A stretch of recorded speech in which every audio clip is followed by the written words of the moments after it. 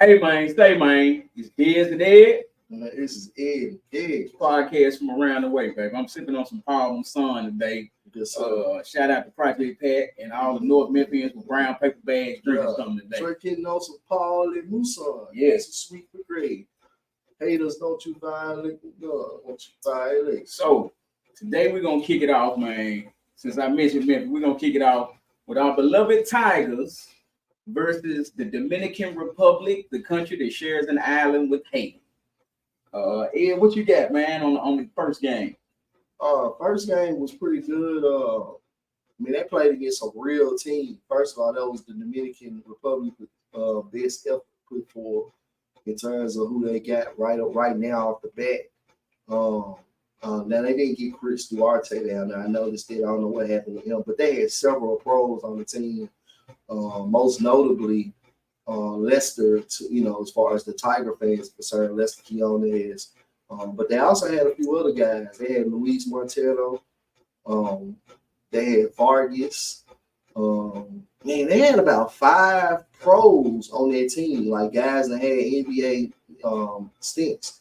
So that wasn't no, it wasn't like the last trip we had in 2019 where they just went and found a bunch of guys on the island that had 6-packs or that just was slim. They asked for someone that had goods. But so now they definitely played well considering that the team had just came together pretty much on the trip. They never practiced together because it was guys that had just got there days, a day or two before, or literally you had some guys meet up with them in the middle of the transfer. Like Jalen Young met with the team in Dallas, I think.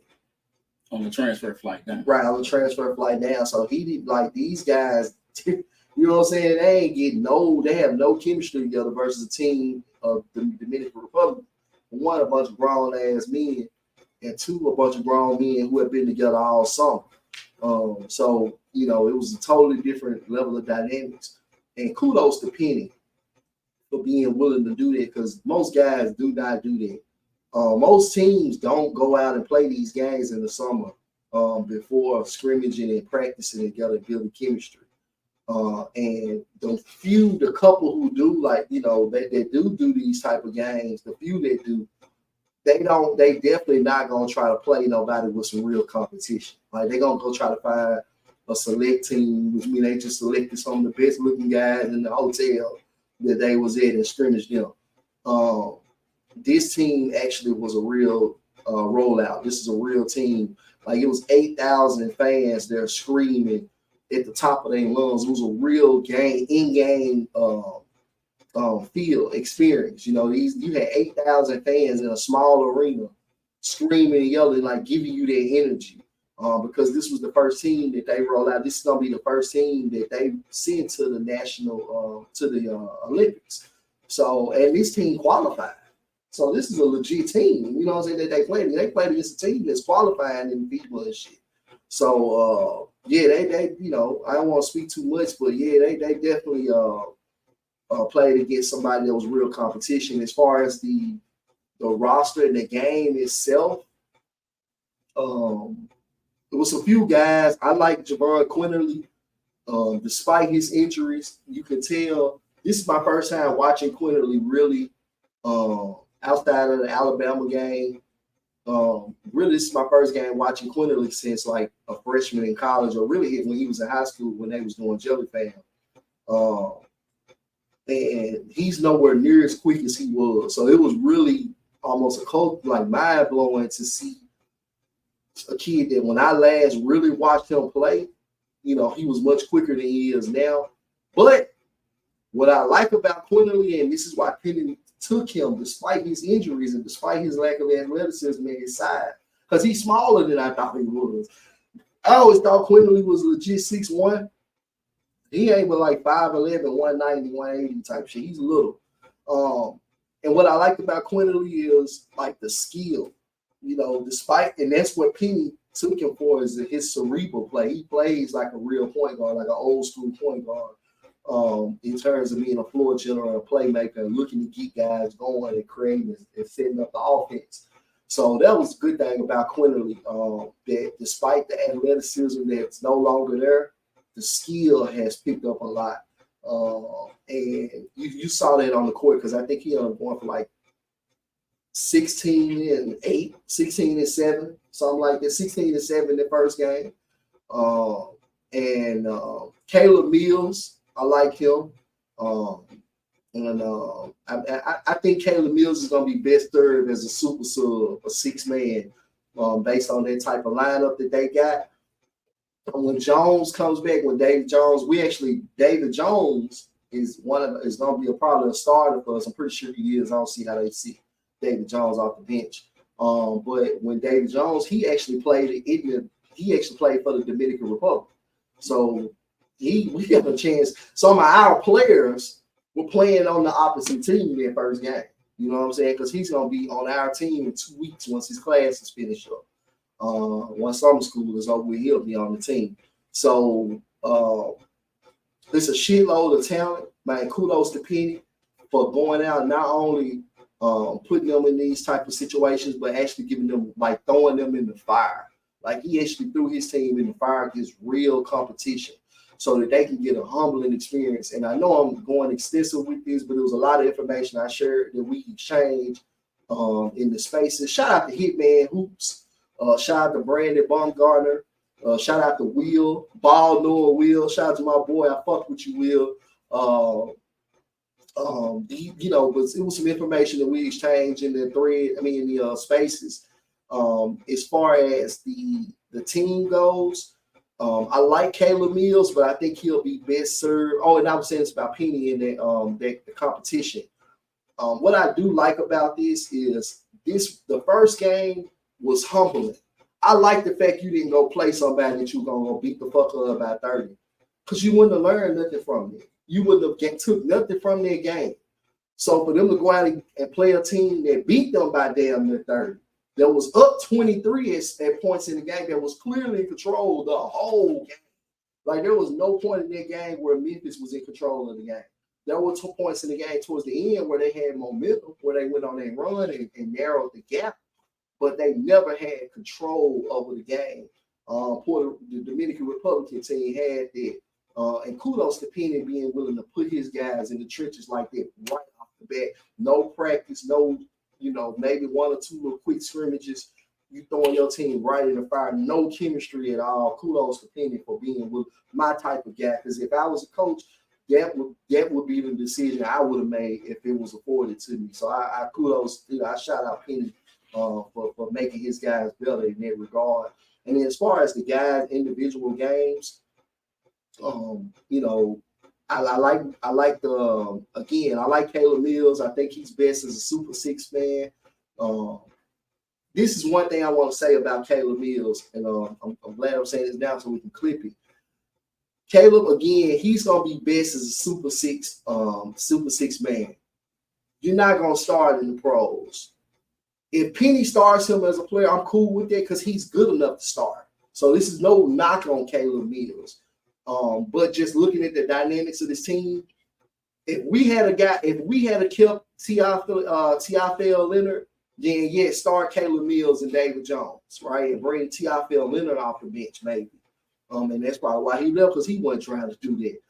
But with this team going to get Jaquan Walton to replace T.I.F.L. Leonard, which you upgraded, he actually got a much better player to replace the one that was one of his key players. And the type of game he brings, he's a floor spacer. He's a hell of a rebounder, greedy, good defender. I don't even know why David Jones and Jake. That's my question. Why are they even still in college? Because they are clearly pro players. They might not be stars, but they are pro players. I don't even know. I guess because they played on bad teams, and that's how they end up at Memphis. But with the type of dynamics that this roster has, Caleb Mills will be best off the bench, and I'm gonna get the Dez. I want to make this point. The team, you're not gonna be a starter in the pros, Caleb Mills. So, and this team has David Jones and Jaquan Walton, 2 guys who average 13, 14 points and 6 or 7 rebounds per game. Both of these guys, right, at 6'5", 6'6", they both average 13 and 6, 7 rebounds. You can't bench guys like that. You can't bench wings averaging 6 and 7 rebounds. There's just too much activity, too many opportunities that you don't have right out the gate. So you can't bench them, right? And then keep this in mind. Again, Caleb Mills is not going to be a starter. So why not come off the bench, Caleb Mills, and give the NBA the look that you're going to have in the pros or the G League or the Europe leagues or whatever? You're not going to be a starter, right? No disrespect, say like you're a hell of a player. It's just the injuries, everything else, bro. You're not going to be able to play starting minutes throughout your pro career. So why not show these teams, hey, I know I'm not a starter, but I can show y'all the look that y'all want from me right now. I can come off the bench and produce as a bench player, as a role player off the bench, or even a super 6 man, and show y'all that I can give you that look effectively off the bench, because that's what you're going to play in the league. So why keep giving him, why as a player would you even want a starter look, knowing that in the pros, realistically, you're not a starter. It has nothing to do with your talent. You don't even have the body to start, the frame nor the knees. The knees ain't there because he had to sit out the second game because he had to ice his knees and shit. So you don't even have the body to really be a starter, especially on the NBA level, that level of the grit, the grind of their schedule. So why not show? I know I'm extremely lengthy. Maybe it's the Paul Masson. I'm just too wordy with this quick little take. But why not show the NBA or pro teams the look that you're ultimately going to have in the league, which is off the bench? You might well show them that now in college. We was both gonna tackle the first game, but Ed definitely did not. No, because I left it. There are a lot of aspects of that first game too. Now, I just wanted to focus on Caleb and Jaquan and David Jones dynamic. Those are the three because we had talked about them in the spaces, and it was some clips. There was some things that we exchanged, and I said in the spaces that I wanted to make sure I capture on our content versus just they play the message. Yeah, you know what I'm saying? And that message is on in our content just versus just their content. I'm gonna speak on the first game in the sense that I knew how it was gonna go because I spoke on it before they ever played it. When I said they finna go get pumped, like they finna go get dog walked, and it was good because they played a bunch of grown men. That's essentially what they played. And Penny, if you looked at his press conference after, he was like, he sarcastically, jokingly said, "Who scheduled those games? I like to find that guy." It's like he knew what he was doing, man. He sent them boys as lambs to the slaughter so they can come back ready for the war. And that's exactly what they did. I like that. They came back ready the next game to play, and they ended up winning. Went to overtime, but they ended up winning. That college team had no business beating that Dominican Republic team. No. They really did. Grown-ass men, those guys on that team 30, 31 years old. They did, and it helps that we got some 23 and 24-year-olds on our team, and if DeAndre Williams come back, we got the 27-year-old monster in college basketball. So, with that said, it's Penny thinks way outside the box. He thinks way outside the box. That's what he does. It's really not nobody else in college ball that do that. I know Cal when he got the Croatian kid, right? 7'2" kid. Yeah, like Cal was thinking outside the box with that. Now I will say this: Penny was on him too. It came down to I know they were the last two choices. I know Penny and Memphis, but Penny and Cal. My point. And the only reason why Cal got that is because we have more depth. He was not gonna start for us. If we get DeAndre, we got DeAndre and Jordan. It was no way he was gonna start over them. So he knew his best chance would go to Kentucky. Yeah, absolutely. Because they got all them guards with DJ Wagner. And the only big they got is Bradshaw and Ahmad Bradshaw. Ahmad Bradshaw not gonna take minutes away from the player of the year he left last year. So Ashe, whatever his name is. Yeah. So with Penny, man, he goes out there and he does unorthodox things that other people just don't think to do. And he gets good results from it, especially defensively.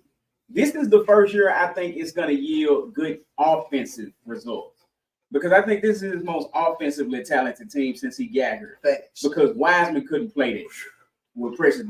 If Wiseman had played that whole season, that would have been the best team he had. I ain't gonna lie. I think this team better. I think that team had more pro talent, more potential, more talent. I think that team had more top-heavy talent. Talent, yes, but skill, no. Jordan Brown is not like Wiseman, even if he was in the league, I mean, even if he was in college, maybe would have been what Jordan Brown is. He would have only been there 1 year period. Right. He would have never got the chance to develop that much. That's what I'm saying. And then DeAndre and Precious, as much as I like Precious, I fuck with Precious. Hell of a player. I wish Precious became the Grizzlies. Somehow they would have got him even now. But Precious versus DeAndre, I'm taking DeAndre any day. As far as college production, Yeah, college, yeah, absolutely. Yeah, as far as college production, sure. I mean, like, you know, to me, the most talented, well, I'm not going to say the most talented. I'm going to say the best pro prospect, Pennington coach, on how he going to develop, I can see now, is Jalen Durham. Like, I can see what's happening. Like, physically, I can see what's up with that kid. But, you know, with Memphis, Penny doing the right thing, man. He got them boys out there playing foreign nationals in other countries. You don't think the money soaking up his, yeah. He's not going to be better than Williams. No. I mean, he might have been hooping. Don't give me snow. That in the NBA, his game fit more. Like a one-on-one score gonna kill Wave. As good as KD looked in college, he looked so much better when he got to Seattle. Like once you space the floor for a score, like what's his name, Devin Booker, he ate so much more. Like that good in college. He was really like a slicker bench player. Honestly, he was that good, but in college, when you stacking the floor, when you stacking the floor, people can't really shine. In the NBA, once they spread you out, that's it. So, you know, Penny doing that for his boys, and hopefully, the one thing I gather from the Dominican Republic, I really hope that the jump shots fall during the season. Like, that's what's key. Now, this is the thing. This is another reason why I like this team. I say this team is much better because the way Penny built this team from top to bottom, this team is shooters. Javon Quinley shot 43% the year before. He shot 38% last year. And this is an SEC play. This ain't with Brandon Miller. Right. You know, so he playing in the SEC. And before this, he played in Villanova. He's been a good shooter his whole career, and no matter where he played. Caleb Mills has improved his shooting, and he was actually a good shooter when he was in the AAC. He struggled at Florida State because the team was trash. It wasn't Caleb Mills' fault. It was a bad team that made him look inefficient. Same thing with David Jones, where Rutgers, wherever he came from, up north. And then you got with this team, you got Jaquan Walton, who played in the AAC last year, same conference at Wichita State, shot 40% from three, shot 53% from the field, and he led the team in scoring. This ain't no Luke Kennard type shit where, you super efficient, but you coming out the bench. So that shit really only holds so much weight. This is a guy who was one of the most, if not the most efficient player in the country, and he did it as the leading scorer in the top Group 6 conference of in the country. Because the AAC is the best Group 6. That's the best country. That's the best conference outside of the Power 5. Especially for basketball. Now, football is a good conversation. That's probably Mountain West outside. Right. Especially this past season, you had the number one team in the country pretty much all season with Houston. Then you had Memphis. Then you had SMU, which wasn't that good, but the year before SMU was really. So you had a lot of good teams in that conference. Tulane had some good moments this year. UCF did. You had a lot of good teams. So anyway, point made with that, you got a guy like Jaquan Walton who shot 40% for three, 53% from the field. DeAndre Williams shot 40% for three. At the four, then Jordan Brown can shoot a little bit. He's a skilled player. His mid-range game is crazy. Now, he might not have extended range outside the three-point line like that. But it's developing. The touch is there. But his mid-range is crazy. So you got, again, off the bench, oh my God, how can we forget this guy? You got Jaden Hardaway, who's 3-and-D guy, solid. He'll catch that shot and he'll make it wide open, especially. But more importantly than Jaden Hardaway, and I don't mean to say it like that, but it's just, Ashton Hardaway. Yeah, better shooter. Much better shooter. Much better talent. Just all around, more lit, more size, craftier player. Like he's actually crafty. Like has the new. You can tell he really know the game. Like The game they played, this second game, I don't know if we get to that. Are we there yet? But the second game of this We there now? this tour, yeah. Second game of this tour, Jaden. All right, now the first quarter of the second game, Jaden Hardaway scored 8 points in the first quarter, so he carried us the first quarter. And Ashley came, he had 2 threes in the first. He ended up hitting 3 threes total, so he had a solid game, like 13, 14 points or something. Then Ashley came back in the second quarter and hit 8 points. And Ashley ended up finishing with 11 points, 8 rebounds, and 7 assists. So he didn't have a triple-double. He's a fucking freshman. True freshman. Young kid, too. You can tell he a baby. You can look at him and tell you can look at face, body. And we were joking about it like, because somebody said he looked like he lost weight. I said the nigga looked like he lost weight in that uniform. The way that motherfucker looked, it looked like he lost his weight wearing that same uniform type shit. But that shows you he's just a baby. You know, he's so young. And for him to have that type of nuance, to go out and have an 11, 8, and 7 game, your second game playing against grown-ass men, because that second team, it wasn't as good as the first team, but it wasn't nowhere near as bad as we expected to be either. It was like, damn, okay, y'all, that ain't the same good as the first team, but damn, there ain't no step down like that either. They still pretty solid. Like, they came to play too. So for him to play like that in extended minutes versus grown-ass men, I am extremely impressed with Ashton Hardaway. I have very high hopes for him. I said it before this season, before they came in. I said that Ashton Hardaway reminds me of Paul Pierce and a little bit of Sam Perkins. I think you referenced Sam Perkins, but I referenced Paul Pierce. But even just the both of those is very similar in a way. I see those two people in him. I see those. You got that slow game to catch people off guard. Slow, crafty, right, and I'll shoot your brains out if you fuck around, leave me open type shit. Like, so yeah, I'm definitely impressed with Ashton. I'm also impressed with Carl Sherifant. Yeah, he was dunking at you. Man, and this is what I like about him. And Taylor. Yeah, him and Jay Taylor, Mikey friend. Shout out to Mikey, because Penny spoke about it again to clear everything up. They're waiting on this case to his court day in September, but it's looking more and more like Mikey gonna fuck around and be on the team, unless basically they're waiting on the court to clear up. But as far as Penny is concerned, he's part of the team unless the court puts something on him to where he's not able to come to to actually play. So kudos to him. He's still in Memphis here. He didn't take the trip with them. He's been working out. He got his own trainers. Mikey basically got his own situation here. From what I'm hearing, he bought a house about 15 minutes from his campus. So he got I said Mikey bought $1 million house here.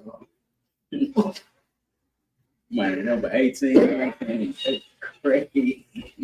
That's crazy. But the man got $2 million house. One in Cali, one in Memphis. Salute to him. Man, that money, that content creator money is crazy, bro. He doing this as a content creator. Bro ain't even got to fucking make the league. This is the first player we have ever seen. Can we think of anybody else like this? They didn't have to make the league. Other than ex-player sons, no. I'm talking about, exactly. Yeah. Talking about with your own self-made shit. Like, don't even got to make the league. You still living like them niggas. You still making their money. Now I will say this. It's one other person like that currently, and that's Bron. Now his pops got the money, but he does have like the highest NIL.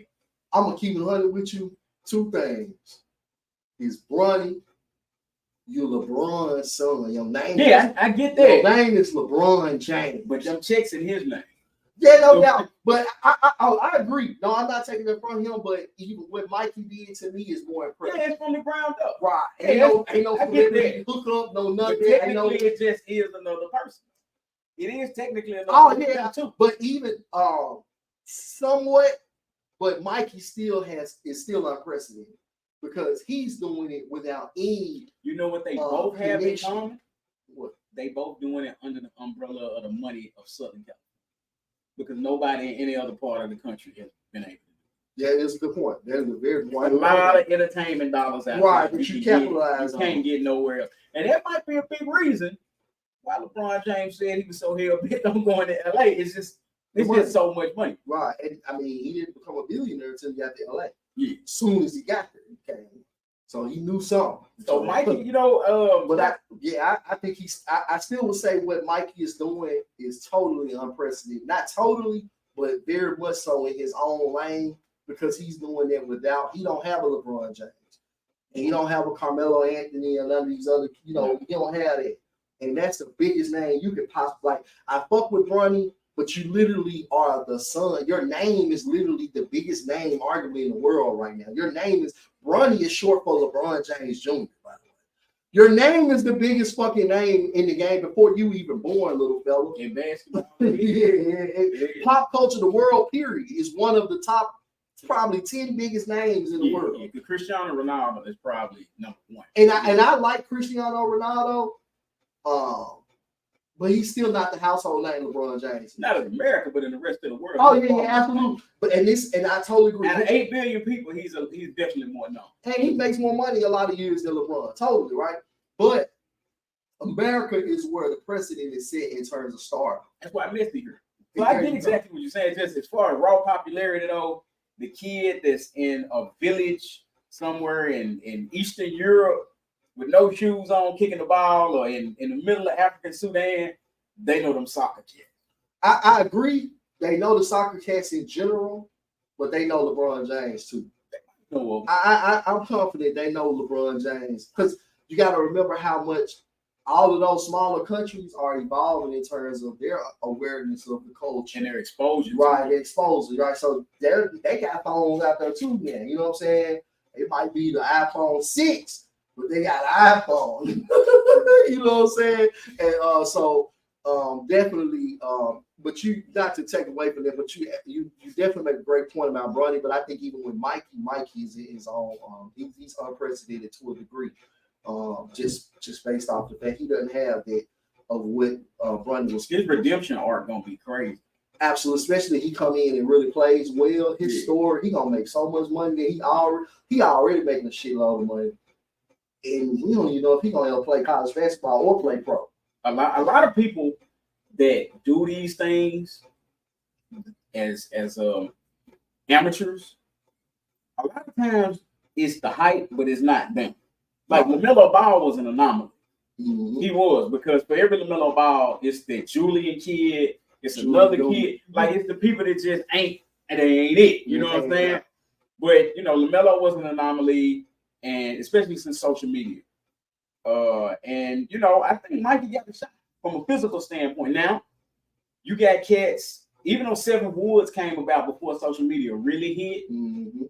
He was somewhat in that, like, just super athletic, but it didn't translate. Right, and then nowhere near. You know what I'm saying? And there's a lot of kids like that. The super athletic didn't necessarily translate, but they had the best mixtape out. But I think Mikey got his shot. Lenny Cook, all of them. Lenny Cook, yeah, he was on Perry Jones the third. It was a few, man. Perry Jones. Perry hit the league, and he was at OKC, mm-hmm. and they wouldn't let him play the three. Yeah, it was crazy. They put him at the center because of who he was there with them. Right. He was there with KD and Andy Barker. He wasn't finna see that. He was gonna have to put on 35 pounds and man the paint. Right. Because no matter how good he got, he wasn't gonna be as good as Kevin Durant, and he wasn't gonna block shots and rebound like he Barker. Right. So you just gonna have to. That was peaky Barker. Right. Yeah. So it's like, it's unfortunate for some kids. It's always something in the way of certain people. Julian didn't grow no more. Perry Jones got stuck in OKC. Like, it's always something. Mm-hmm. But LaMelo defied it. You know what I'm saying? And Mikey got a shot at defying that because he actually has game. Right. So he got a shot at defying that. And I hope he defies that within these city limits inside Shelby County for the Memphis Tigers. You want me both, man. You want me both. And I feel like with the Tigers, based on what I saw just in these two games, this is a national championship team, bro. I think this could. I'm not saying I don't. Doubling that, you tripling down. I never said this about any Tiger team except the 08. The 07 Derrick Rose. I've never said this about any other Tiger team. This one and I ain't gonna lie, I said this as a kid, but I was a kid. I said it the one way in the Tiger team was probably. I said it about 3 teams too, but the team I said it about was the Lorenz and Wright team when they lost to Malik Rose and drafted them. CO before my time. Their team in '96, I believe, like, they was battling Marcus Camby them and Trevioso them at UMass. Mm-hmm. Like, their team was nice. Like they had it. It's just something that snap. Well, Michael Wilson, snap came after them. Snap was with Ren. He after Ren. Yeah. He was like Ren could have played with Penny. Right. He could have. But he had already Penny left. Yeah. But you know, when I look at it, you got that 96 team, you had that 08 team with D-Rose. I mean, for me, I'm slightly more skeptical about this present team. I thought if Wiseman could have played the whole year, and of course I didn't know COVID was coming, right? But I think if Wiseman could have played the whole year, I think they would have had a shot. They could have won that shot too. Literally, I think they could have done it with him. I think this team better though. If I had to choose, if these two teams played each other, the Wiseman team with the Wiseman and this team, I would bet my money on this team. The age, the experience, skill, physical maturity. Yeah, the athleticism now. That Wiseman team blows this team clean out of the water. DJ Jefferson. Yeah, Wiseman and all that freaky shit. Just Precious and Lester. And it was freaky. Damian Ball, they had some freaks on their team. Boogie, they had a lot of shit in terms of their athleticism, running the gun shit. But in terms of skill, experience, and just the game style, the way they play, the character, this is a better team. No question about it. I would damn near bet my kidney on it if I had to. And that's a wild, reckless bet, but I'm pretty confident that my kidney will be okay. You know what? It's one other team that had a shot. Would break my heart. Who? Goddamn 08. I mean, not them. My bad. I said 08. I mean, Dennis Washington. Nah, the team would pin them when they lost in the Elite Eight. Oh, it hurts so bad. Hurts so bad. Oh, at the tune with that was Arkansas, right? They beat them. I believe so. Yeah, well, Arkansas, Corliss Williams and Todd Day. Oh, it hurts so bad. Todd Day from Memphis. That's what I heard even worse. He was South Memphis. Mm-hmm. Oh, with Nolan Richardson at 48 minutes of hell. But you know, the Tigers, we gonna march forward this year, and we got a loaded squad. And I think we got a good shot. Ed said national championship. I'm saying anything less than Sweet 16 is a disappointment. Oh yeah, that's the floor. Yeah, that's the floor. Sweet 16 is the floor. You know, Elite 8, Sweet 16 is the range. I say, just because you need such luck, right? Like last year, if FAU, if the defense didn't break down in the very last seconds of the game, and we win it, right? It's probably us in the Final Four. So or just got the time out. It's all kind of scenarios of what else. That's why I'm like, Elite 8 to Sweet 16, we got enough talent to bulldoze our way through that.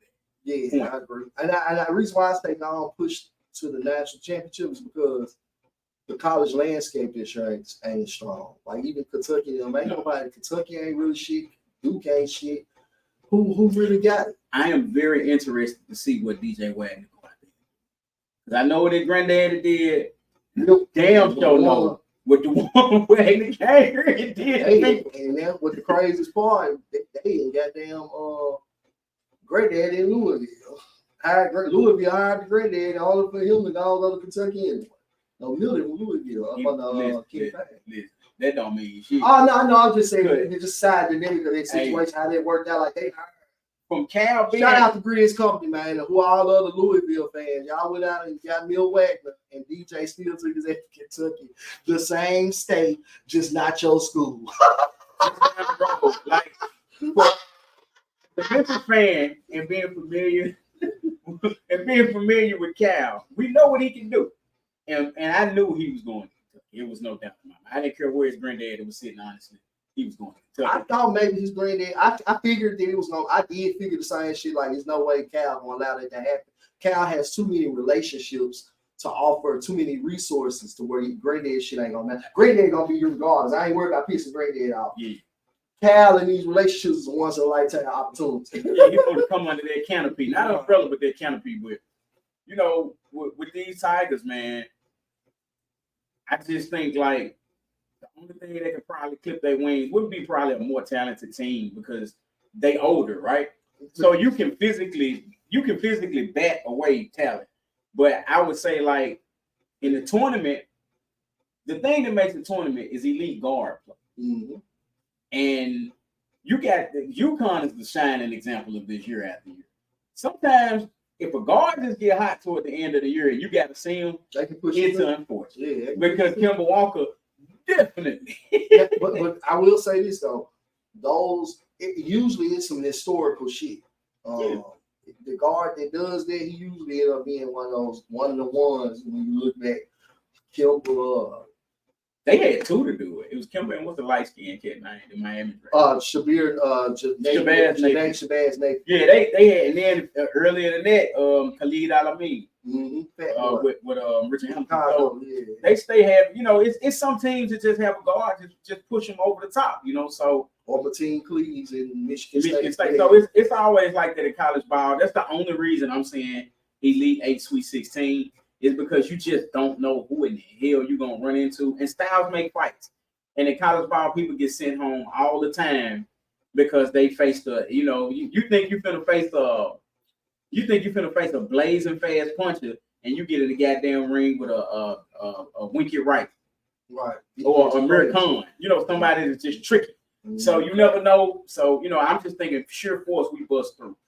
Speaking on the international term, since we just left the Dominican Republic, let's speak on this FIBA American. You got it. Oh yeah. You know what?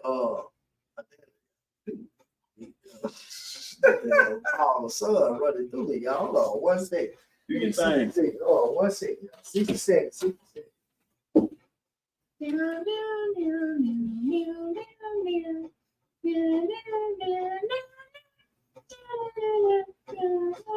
That's a Jeopardy thing. That's all.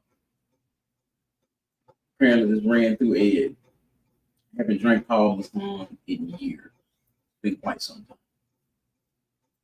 Last time I had this, dominoes and spades everywhere. People drinking Kool-Aid with gin. It's very hood affair. Some of you all out there, if you a land would have liked. Some of you would have been dialing 911.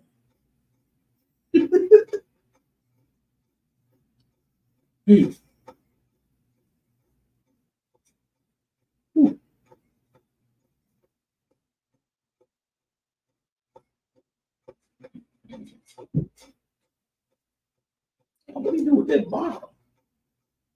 Yeah, I was bottle. He didn't sip it, why he out. Was it 60 seconds? Oh, I did the Jeopardy thing for a little while. I ran through that. All right. Let's FIBA. Yeah, let's tackle FIBA. You got it, man. All right, so I know y'all don't consider me the hater, but I was looking at this team, and it's gonna be crazy if y'all don't make this damn Olympic team the way it started. Unless they go get the horses in the midnight hours, this team is ass. Just gonna be honest with you.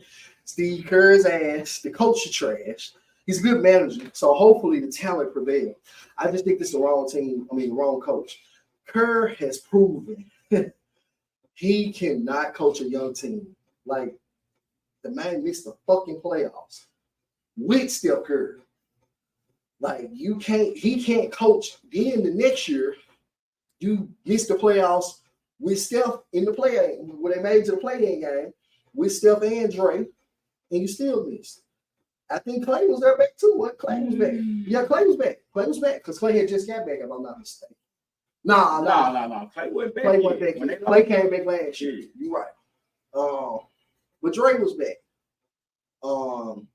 And they had a lot of talent on their team, and they didn't make the playoffs. So for me to see Steve Kerr coaching a young team, it goes to show you what we were talking about earlier in the spaces when we talked about brands versus agents.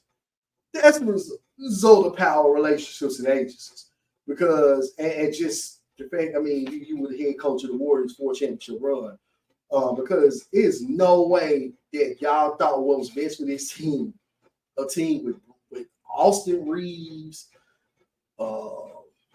just a team full of babies, Tyrese Halliburton. It's a team full of young guys that really got very little of any playoff experience.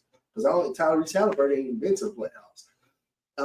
Jalen Brunson just, it's not a lot of, it's just a shitty team if you want to be honest with you. Even Gilbert Arenas was talking about it. Like, I just don't. And for Kerr to be the head coach of this team, it's trash. I'm just gonna keep it honest, which is trash. Then I'm expecting Jaren to just dominate the practices, like because I see shout out to Bryce and Wright, and shout out to everybody else who's been keeping up with the content. That's been posting and keeping us in the loop of what's going on as far as posting the content. I retweeted some stuff where it was like, okay, Jaren had some moments where he looked good in practice. And then I seen quite a few moments where like dude was getting dunked on and put on his ass and getting boxed out. And his team, he played on scrimmage teams with Jalen Brunson. They lost their scrimmage game. They lost both of them. They lost both of them, exactly. Both. Like, and those are the best two players on their team. Well, you know who's been dominating though? Who? Cade Cunningham and Jalen Duren. That's who's been dominating. So, and from a physical standpoint, from what Anthony Edwards was saying, they just physically dominating them. Like Ant getting dominated. He on that team with Jaren. Like I know. No, I said Ant too. Yeah, they getting bullied. Cade them bigger. First, like I'm gonna touch on the coaching part. Steve Kerr's never done anything in the NBA without an upper hand. Always had an advantage as a GM, a coach, player. I think, but you just think he got the reins to a perennial playoff team and then won. So he didn't come in with no ground up motion. Oh no. He came in with something that was already going second round. So when the wheels fell off of that, he wasn't really proficient. He really didn't know what to do with it. You've seen they've had to ship out Wiseman. You had to ship out a number 2 pick. As soon as he hit Detroit, he hit the ground running. With another big, they can't even stretch the floor. He still looked like a perennial star. With 2-3 other bigs, Isaiah Stewart. So well, he can shoot a little bit. I'm saying Duren and Wiseman start together, and they still killing. And you're not to take away from your point because it's still right. You're still right regardless. But Isaiah Stewart can't even shoot. He's improved. And he improved, but I'm saying he ain't no shooter. Wiseman is starting with a guy in Duren that can't stretch the floor more than 10 feet. Right. And he's still out there was getting double-doubles the last 20-some games of the season he was with them. So what that tells me is he always had the talent. You didn't know what to do with it. And you played under a guy in Pop that could do something with any type of combination of talent. So what that tells me is you're just not cut from that type of cloth. And he's kind of admitted in the interviews before where he basically feeds off of all his assistants and his better players. That's why he hired a best assistant. But that's why you don't put that person in charge of a loose group of people that you bring in together. You go get a leader of men for that. Mm-hmm. That's why you had Coach K. That's why you had Pop. That's why the first dream team, it wasn't Phil Jackson, it was Chuck Daly. Mm-hmm. Because you needed them. You needed a hitter. Guys respect. Yeah, somebody sitting there talking about and Zen and all that shit. Man, Karl Malone, them Barkley weren't trying to hear that shit. They needed somebody like Chuck Daly who's wheeling and dealing and Ric Flair up. And then you got Kerr, motherfucker punching a nigga out in practice, and Kerr ain't he said but Kerr is the person that got knocked out in practice. So he's familiar with that territory. Mm-hmm. So this is not a guy that probably should be coaching this. There's a couple other coaches you could probably get a run to over him. Mike Brown should have probably been on that. Should have coached that team. I would have rather be Ime Udoka, but that's just me. I like him, but they were not gonna roll him out to represent the country. If they get their ass sent home with an L, they finna be embarrassed. I agree. I think you're not wrong if what happened in Boston did happen. Of course, Ime is the guy. You are so correct. And I couldn't think of all the coaches at the moment. I'm glad you thought that I was searching. There's a reason why, because he wasn't coaching last year. But you brought up a great point with Ime. I think a cleaner version of what you mentioned with Ime would be Mike Brown. Somebody that doesn't have, who's not quite the leader amongst men that command their respect. He is a leader. He does command respect.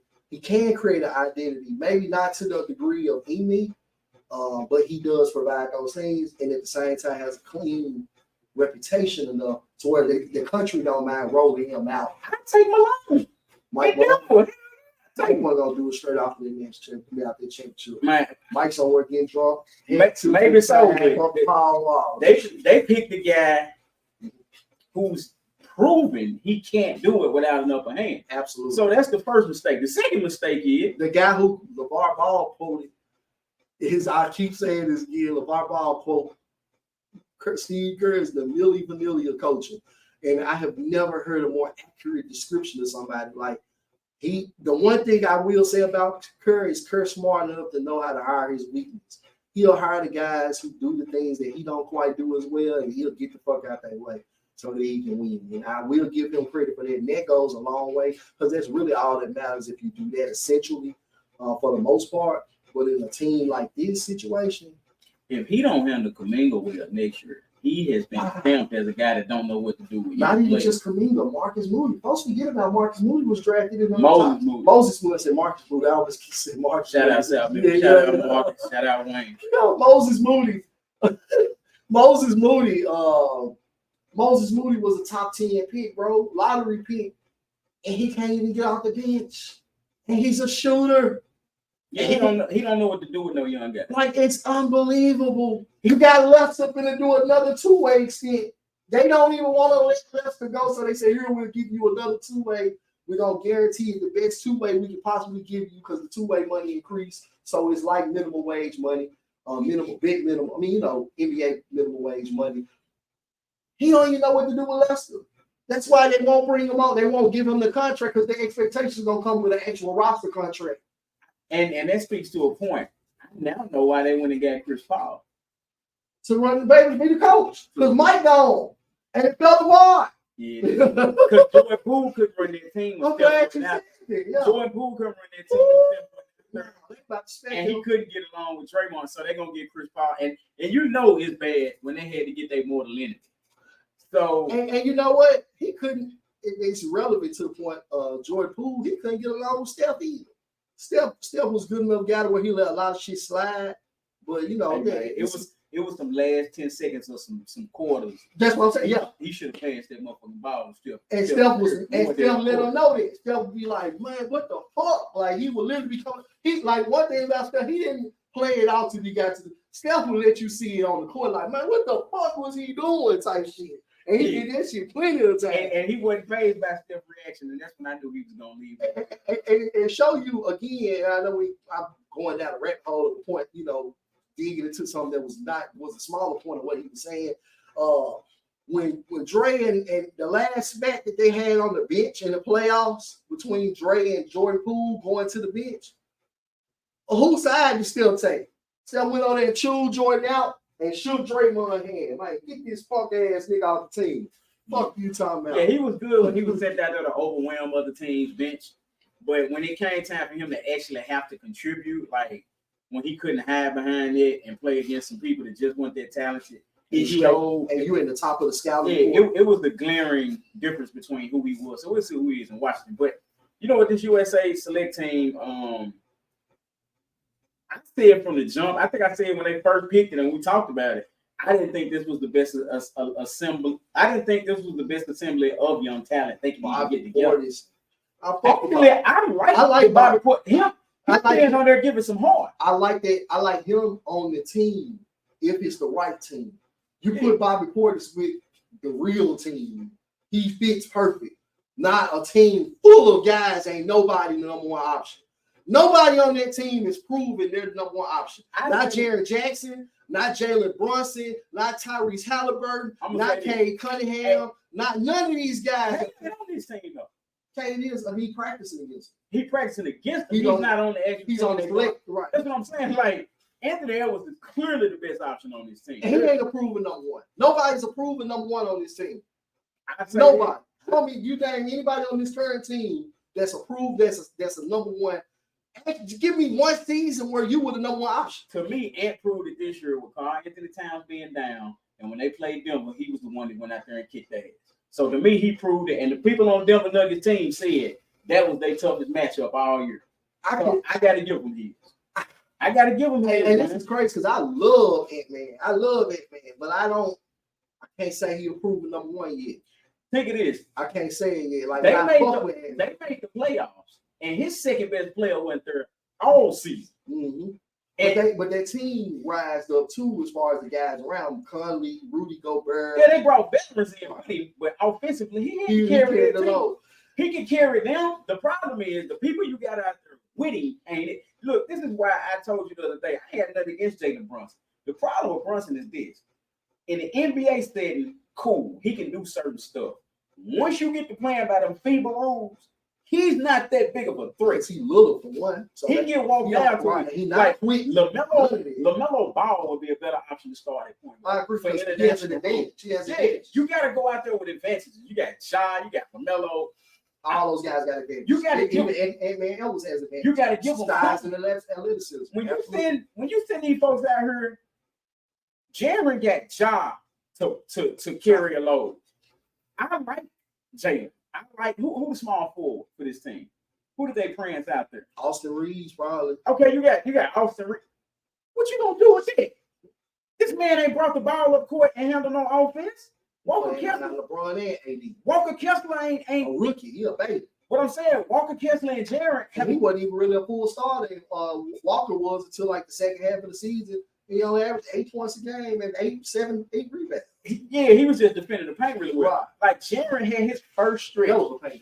Jaren had his first stretch of running offense running through him this year when John got suspended at the back of the season. At the most irrelevant point of the season. It was the last. It was the last about 15, 20 games. He actually did. And that's the most irrelevant point of the season. But the last one. But he's just not doing it. I agree. But and that, to me, it's where it's not. It's so invalid because I've watched Marshawn Brooks average 25 points the last 15, 20. But he wasn't locking down the paint while he was doing it. That might be true. That's a natural ability. And that's cool. But locking down the paint ain't gonna make you the number one option. No, it ain't. But it helps. He needs the run time doing it, and Ja being out gave him that option. Mm-hmm. What I'm saying is, you thrusting these folks out here together. They ain't never played together, and he got to do something.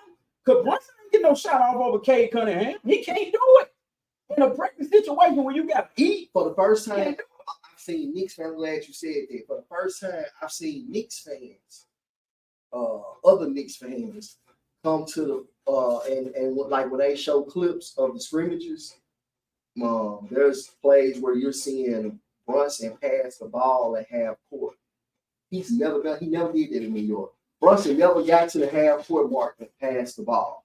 Brunson will pound that. In New York, they call him Jalen Iverson. That's his nickname. Because that's the way he plays. Like, everybody gets the fucking ball. You kidding me? Go stand in the corner and hope this shit work out for you. And now you're seeing Jalen, because of the lack of advantages, the lack of speed, the lack of size, right? You're seeing him now pass the ball as soon as he gets to the half-court mark. As soon as he gets to the logo, he's looking to pass the ball. Because he's not going to just be able to pound the ball and just score and wheel in this circuit. No, so that says a lot in terms of what you were just saying.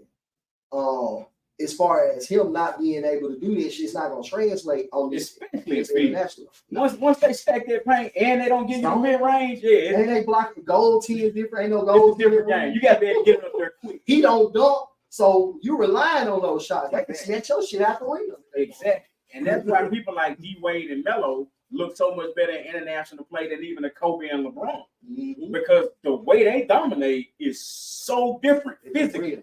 You know what I'm saying? It's hard to contest. And when you go out here and like, you know, the media said, and the players on the team, they actually finna parade out there, Cade Cunningham and Jalen Duren pick and roll basically beat them. And they got the chemistry together. They the one group, the one team. What Jalen Duren is, and this is what when I spoke to earlier, his physical maturity, Jalen Duren is already stronger than Jaren Jackson. Oh, hell. Yeah, he's already stronger. So I'm going to be honest with you. He gonna say something. I know what he gonna say. If I had to pick in the playoffs or some shit, and I ain't never seen Duren in the playoffs, but I seen him in some intense games. I seen him play in Memphis in the tournament. Get Shea Hungry. I seen him play. I ain't gonna lie to y'all. I damn near gotta go with I ain't gonna lie. I'd be tempted to take Duren over Jaren Jackson. The only reason I wouldn't do that is because we need some. Yeah, we need somebody to stretch that floor. Yeah. Because I'm talking about international. The international guy. this is since you got the option, I really put them out there together because they gonna need that because you damn sure ain't got nobody else to keep them on. You're absolutely right. This is my thing. Like as much as I like what Walker Kessler did last year, in international play, it's a reason you go out there and you put out your best talent. Period. It's a reason, like they said, we're gonna allow the NBA players. You need to put the best 5 people out there. If you have a defense with Jalen Duren and Jaren Jackson, essentially that wipes away the pick and roll. Right. Because once they pick up the guard, he's not getting the shot. Nah, they're waiting. And he's not gonna get a clear lane to pass. So they got to reset the offense all over. They got to go switch, set the screen again just to make sure they on the big man because they don't want them long. You're gonna get swatted either way. And that's my point. It's like you bring Kessler off the bench. Like that's why I said the team was erected wrong, and I wondered who put that together because Walker Kessler. Oh, you want to know who put it together? Brands and agents. Brands and agents. Why the fuck do you think Austin Reeves get on a team like this? What coincidence? He got 2 shoes out. There's a fucking role player. You know what I'm saying? It's the second shoe out. You can just have another shoe just rolled out last week. Austin Reeves got shoes. Yeah, they got 2 shoes. They got 15s. They got the album with the 15 on. Everybody was mad because they were like, how you get to market your shoe after the gun and nobody else get to do it? You know, like Josh. Because he's a country boy from Newark or Newport, Arkansas. Yeah, thanks, but you know, that was with the I mean, from a marketing standpoint, that's the only way he's gonna sell them. Right, it's to their crap. I'll be honest with you. Man, ain't nobody hit no street ball court wearing them AR-15s. No, you got to wear them in the barn. Yeah, Nike. They're like an overseas. You got to wear them at a shindig. Right. And a whole that. You got gym. Deuce, what they call dose. Yeah, Planet Fitness. Yeah, it's something like that. Yeah, you can't even wear them at Lifetime Fitness. You got to wear them at Planet Fitness. Now you're wearing with your scrubs at the hospital on third shift. Yeah. That type shit. So yeah, but you know, with that team, man, it's just a team to me that I thought they threw together. Because obviously that make them the most talented 12 young people. I think Jared is. I think Ant Edwards is. Outside of them two, everybody else is arguing as far as the young people under 25, and it's a lot of people under 25 on that team. And you know it's just qualifying. Look at it. I'm just blown away.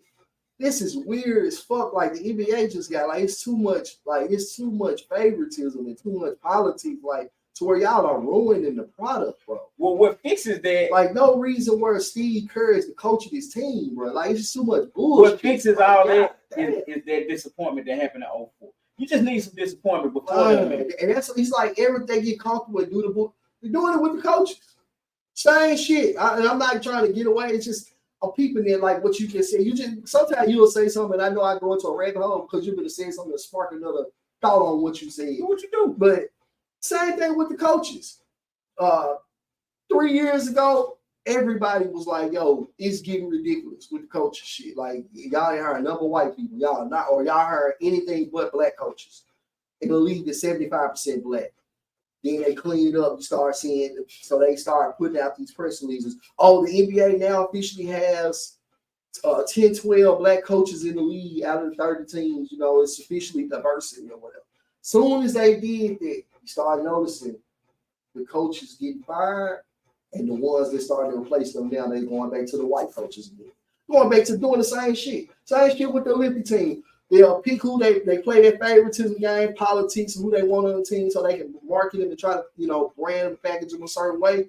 And then when the shit don't work out, they're forced to go back to the real until they get it correct. And then they'll go back to the bullshit again. And they're doing it right now with the team. Same shit they doing with the FIBA teams and the US Olympic teams. They do the shit with the coaches. It's like they'll play politics until they forced to play to be real and be logical with addressing these rosters. And then once shit correct, once they get back to rolling, and they fix the quota, fix the problem, meet the expectation, then they go back to the bullshit again, to the agenda pushing. It's just some bullshit to me. I be peeping shit, bro. I peep the correlation between it's the same principle. It's just a different action. Instead of you doing it with the roster, you do it with the coaches. Instead of you doing it with the coaches, you do it with the roster. It's just some bullshit. Well, it is what it is. And it is the good old US of A for what it is. And Jared should be dominating this thing. I don't want to put this on their mind. It should be fucking dominating. Like, it should be nothing but clips of you dominating. I should be able to post retweets of you getting fucking smashed on by Jalen Duren or whoever the fuck that was in practice, like to win the game, like getting shot in your face, and like even if you do have clips of you doing good, there should be far more clips of you dominating this team, bro. You pretty much the elder statesman on this team. Like he's the elder statesman on this fucking roster. Am I wrong? Nah, who has the most experience on this team? Look like him. So him and Brunson. And y'all getting, and I'm glad you said that, but both of them, Jalen Brunson, because I'm not gonna nitpick on Jared, because people make it like I don't like Jared. It's not that. I just don't like bullshit. I see through bullshit. I know a phony when I see phony shit. And I'm not calling him a phony, but he's not the real deal yet. That's just a fucking reality. We saw that in the playoffs. Like, and now we're seeing it in FIBA. Like people posting these warm-up videos, yeah, Jared gonna make the leap this year. What leap? Because y'all I saw him falling over himself in the fucking workouts before FIBA practice. He was falling over himself working out with fucking Ray, the fucking shooting coach, depending him. Ray fucking dead size with a fucking stick. And he got Jared falling over himself trying to lay the fucking ball over in the rim. Then you get to the fucking practices and you lost all the scrimmages down there. Like y'all losing, y'all the most two experienced team motherfuckers on the team. Jalen Iverson, aka Jalen Brunson, and Jaren Jackson. Y'all are on the same team. And Edwards. All three of y'all on the same team get dominated by the young boys. Playoff experience. But yeah, it's just like I'm on one because I'm just tired of the bullshit. Like people be trying to held people up. Just stop. I will leave them alone if y'all stop propping motherfuckers up to be something they not. Let him be what the fuck he is. He's a great contract. At $105 million, he's the best contract in the fucking league. Him and McCall Bridges. Nothing, no dispute that he's an all-star player. He's a defensive player of the year caliber player. Same thing with Jalen Brunson. All-star caliber player. Great fucking contract because his contract is just like Jaren. He only get a few $1 million more. Same shit. Great contracts, right? Steals in terms of the bargain, the value they bring. But when y'all get to talking about putting these guys like with Jalen Brunson, they'll try to say he's a top 5 point guard. It's fucking insane. They'll try to say Jaren Jackson is franchise player. It's fucking insane. Like, and people will kill me and they'll use this Ja quote. If you use the Ja quote of him being the franchise, it just shows me how socially fucking in-depth and just inadequate that you are. Like, you're fucking socially slow if you thought Ja really meant this shit. Like, Ja did not mean that shit, bro. Ja said that shit in sarcasm. It was almost a fucking, I'm pretty sure Jaren was insulted when he said that because he knew the context in which Ja really said he's the franchise. There ain't no fucking franchise player getting your ass handed to you by Walker Kessler in a goddamn FIBA practice. Your ass getting handed to you by Jalen Duren. These guys, babies, they ain't old enough to fucking drink it, and they handing your ass to you in practice. They still on rookie contracts. And they ain't even on no big rookie contracts. Both of them motherfuckers making $2-3 million a year and they handing your ass to you in practice. But I'm gonna leave it alone because I don't want to sound like I hate the guy. I just hate bullshit, bro. I know the real when I see the real. And thus far, when you talk about the way y'all talk about him, the franchise player, all that shit, he's not him. Stop. That should be frustrating, bro. I don't even want to talk about dude. But every day, maybe I follow too many Grizzly people.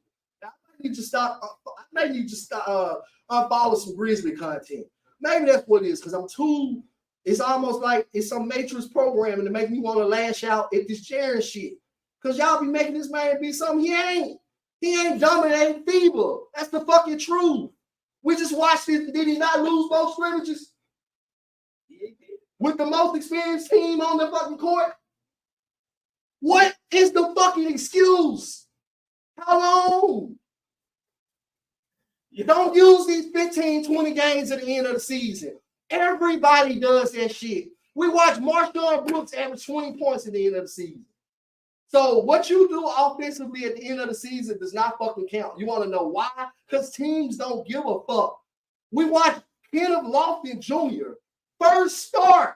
If you want to say, if y'all want to go back end of the season, Kenny Lofton Jr. better than Jared Jackson, especially offensively, not maybe defensively, but offensively, no question he's better. Want to know why?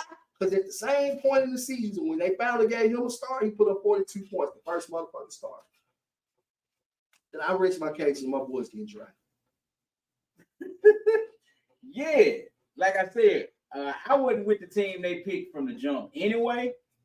So it's gonna be mixed results and mixed reviews anyway. The league to win, and you know what's another thing hurting the league?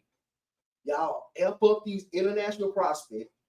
Y'all force teams to give them minutes because of the countries they back them, the followers they bring. You force the teams to prioritize them over the better talents, the better American talents. And then guess what? Come FIBA, come Olympics. They own the fucking Serbia. They represent Russia. They represent fucking, whoever. You know what I'm saying? I don't think we're gonna be playing Russia. Well, right. But you know what I'm saying? Like they represent everybody but the US. The guys that y'all are trying y'all best to force your hand, it's almost like it's funny because y'all, I swear to God, this player the best player in the league, this player the best player in the league. And the NBA prioritized it, forced their hand to make us believe that. And then when it comes time for FIBA and shit, all the guys that could have been talents, they never got to play. They ain't worth shit. They Perry Jones out the fucking league. But in this case, it's not a Kevin Durant. It's a fucking Giannis or it's a fucking Jokic or somebody that y'all prioritize over and talk them up so much that you don't even prioritize the American talent. Then come time FIBA, you ain't got none. So you got to go get a welcome with fucking Walker Kessler or fucking Jalen Duren or Jared Jackson Jr. is supposed to be your best player in FIBA.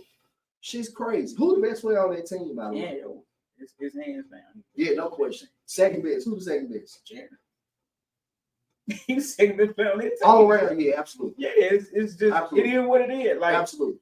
I was thinking you were gonna say Jalen Brunson, maybe. Only reason why I might give him a nod is because even though Jaren is way better all around, it's not even comparable. Jalen at least going. I know Jalen give me 40 in the playoffs. Fuck you talking about, and I'll leave it at that.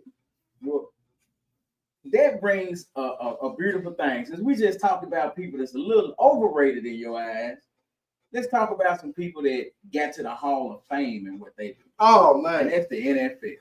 I want to kick this one off. I like the class personally. Some coaches in there. Old coach of the Cowboys and the Bears back in the day in the 50s, 60s, and 70s. Chuck. You got two corners. That's what I want to talk about. I want to talk about two corners I watched play football for a very long time. Rondé Darrell. Yes. Rondé Barber and Darrell Reed. Rondé Barber was an Iron Man of a corner, man. Corner and safety in his career. This guy was in Tampa too. Yes, this man was in Tampa. He give you whatever you want, man. I remember that defense they had. Lynch, Derrick Brooks, Warren Sapp. Logan McFarland. Amazing defense, man. Simeon Rice. You know you got a good defense when you got a nose tackle on it, right? Derrick Brooks, did you mention him? Yeah. So they, the linebacker. So great defense, and he was at the back of it. All them people we named was at the front of it. So you know what happened if the people at the front of it don't get it done on a few downs they don't? Yeah, the stocky cornerback. Rondé was back there making sure that motherfucker was getting batted down. He wasn't necessarily concerned with picking you off. Nah. But he was disrupted the play. He was gonna get it zone man. He deflated you. If you had a 3rd and 11 and you thought that man had broke open, he had a way of making sure that you only gained maybe 3 yards, maybe 4. He was great at what he did, and every Tampa team he was on was renowned for defense. That's how you know somebody's effective. If their side of the ball dominated the conversation for that franchise in football, the time they was there, he was one of them ones. And then you got the guy, man, Revis. I looked at a stat the other day of the people he held to 35 yards or less. He twice held Terrell Owens to less than 35 yards. Now, I will say this, man. The stat was a little skewed because they hold Terrell the games they play. They hold him. In terms of giving him the ball. They didn't give him the ball because he was out there. Because he played with Cincinnati one of those years, and they had Chad Johnson on the other side. He did it to Chad Johnson too. Was Ocho Cinco. He did it to Randy Moss. Yeah, that's what I was thinking about when you said 39 yards. The best people you had out there. He had Andre Johnson, and these people were big. Those were some big ass receivers all doing that too. Everybody you name is big. There's about 8 top receivers during that era in that list. And I'm gonna be honest, that era of receivers, the best of that era, is better than the best of this current. The bottom of that era. Yeah, bottom of that era is better. They was ridiculous. And Revis was giving folks fit on the Jets defense. There really wasn't too much to talk about. Because they can get killed in the but they had him. And if you was out there on Revis Island is the closest thing in my lifetime I've ever seen to John Madden Xing out an entire side of the screen saying Deion's there, so they don't throw it there. And then nobody threw it there for a full 60 minutes. Well, Ray. Who? Ray Lewis. Yeah, because Ray had you I'm just talking inside the field, run or pass. I'm just saying in the secondary deep. Okay, got them 2 guys on the island one-on-one, you wouldn't throw it. And Revis is the only other person I've ever seen get Deion Sanders treatment. Depending on who the other team had at receiver, seen Stephon Gilmore get it a little. Hold on, what about Champ Bailey then? Champ did it, but not for as long. It might have been maybe. Actually, I think it's total opposite. Champ did it way long. You got to remember, Champ played at the top of his game at 35. Champ was still an all-pro corner. Like, Champ was all-pro and Charles Woodson. Charles Woodson had... But he might... I gotta... But I would say, if not Charles Woodson for the lockdown shit, Charles Woodson was great all around. He was the best all around, even better than Darrell. Not even no question. But Champ lockdown, it was Darrell and Champ. And I think Champ, I'm not arguing to say you're wrong, but I think Champ is in that conversation because Champ locked down his side of the field for 12, 15 years. Like, he was like well into his 30s. And the only thing about Darrell Reed is he didn't quite last as long. Like, he was hurt a lot. Yeah, he didn't quite. His prime fizzled out a lot sooner than Champ. Champ was 35, 36 years old, still top of his game. Motherfucker still had hell on his Now the best all around defensive back was Ronnie Lott. That was Ronnie Lott. I gotta go Ed Reed. Ronnie Lott made Ed was still a cover man. Ronnie hit hard. Ronnie Lott made the Hall of Fame as a corner and a safety. So never forget that. Nobody else has done that. That's a good point. I gotta get the point. Before Ronnie Lott lost his finger, which he went back out there and played the same game, he lost his fingers. That's when he became a safety. While he still had his fingers, he was a corner and a lockdown. And you know who else I like too that was in his class? He's not a corner. That motherfucker Zach Thomas. Yeah, I used to watch Zach. And he made the Hall this year too. And he's so much smaller than that. You can't walk around like that. Right. Because he was, I remember Zach was known for having this shit. Most of it was Nick. Him and Brian Urlacher and they had that shit going on. And he when I say like what he averaged 12 tackles for his career over like 15 years. Like, nigga, that is crazy. Like I remember when Zach Thomas used to hit motherfuckers and knock himself out. Remember that shit? He would hit you so hard, hit the running back so hard. He'll have the running back out with push. Them niggas knocked themselves. I miss that era of football where guys really was like, I don't miss the concussion and CTE shit, but just the person, those, like, they don't even breed those type of characters, spirits no more. Those spirits are not even bad for the product, man. Yeah, because them type of cats, bro, they literally was gonna die for this shit. Like, they didn't care. Like, y'all don't have this in this era where motherfuckers knock themselves out to tackle you, bro. Motherfuckers was knocking themselves out. Fuck knocking you out. They hit you so hard, both of y'all sleep on the field. Motherfuckers, both medical teams is on the field. That's the shit Zach Thomas used to do. I remember that shit in Miami. It was him on one side, and then for a little while they had Ricky on the other side. So it was bang bang all game. Like, yeah, it was Maryland. And they had Jason Taylor. Yeah, the defense head. Yup, man. Another Thomas that made it. Joe Thomas. Oh yeah, the top.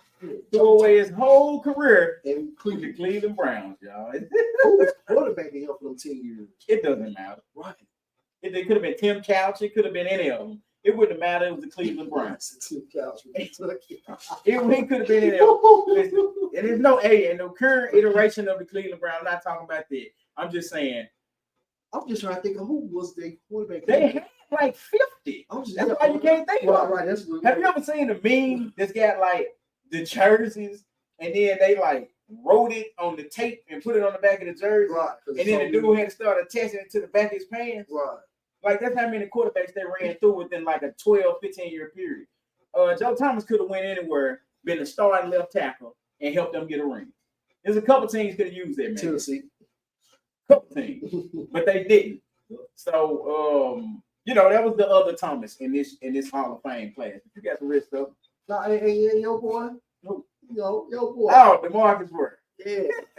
Yeah, DeMarcus Ware, man. Dez had to kind of correct me on the beforehand. I was getting ready to go nuke on this shit. DeMarcus Ware, he had a great career with the Cowboys, but he didn't. He had a great individual career. Yeah, but the team didn't do shit. Well, that's what I mean. When I talk about great career, I'm talking about the person right. team. That's what get you in the hall, right? And that's what get you paid. Right. But he did great with the Cowboys, man, especially on the Romo teams. But when he went to Denver and they paired him up across the field, well, on the other side of Von Miller, and we all remember Cam Newton running for his life. That was a disturbing game to watch because that man is a very big athletic man, and he couldn't do nothing. And it has nothing to do with DeMarcus Ware. It's really sad how the refs allowed Cam to get hit like this. It was really sad to watch. They put him down through there. But Ware had a great career, man. This was a pretty good Hall of Fame class. Every year. I think Eddie, I feel some type of way because I feel like DeMarcus got that championship at the very end of his career when he was not a Hall of Fame Pro Bowl player. He was still a solid pass rusher, no question, right?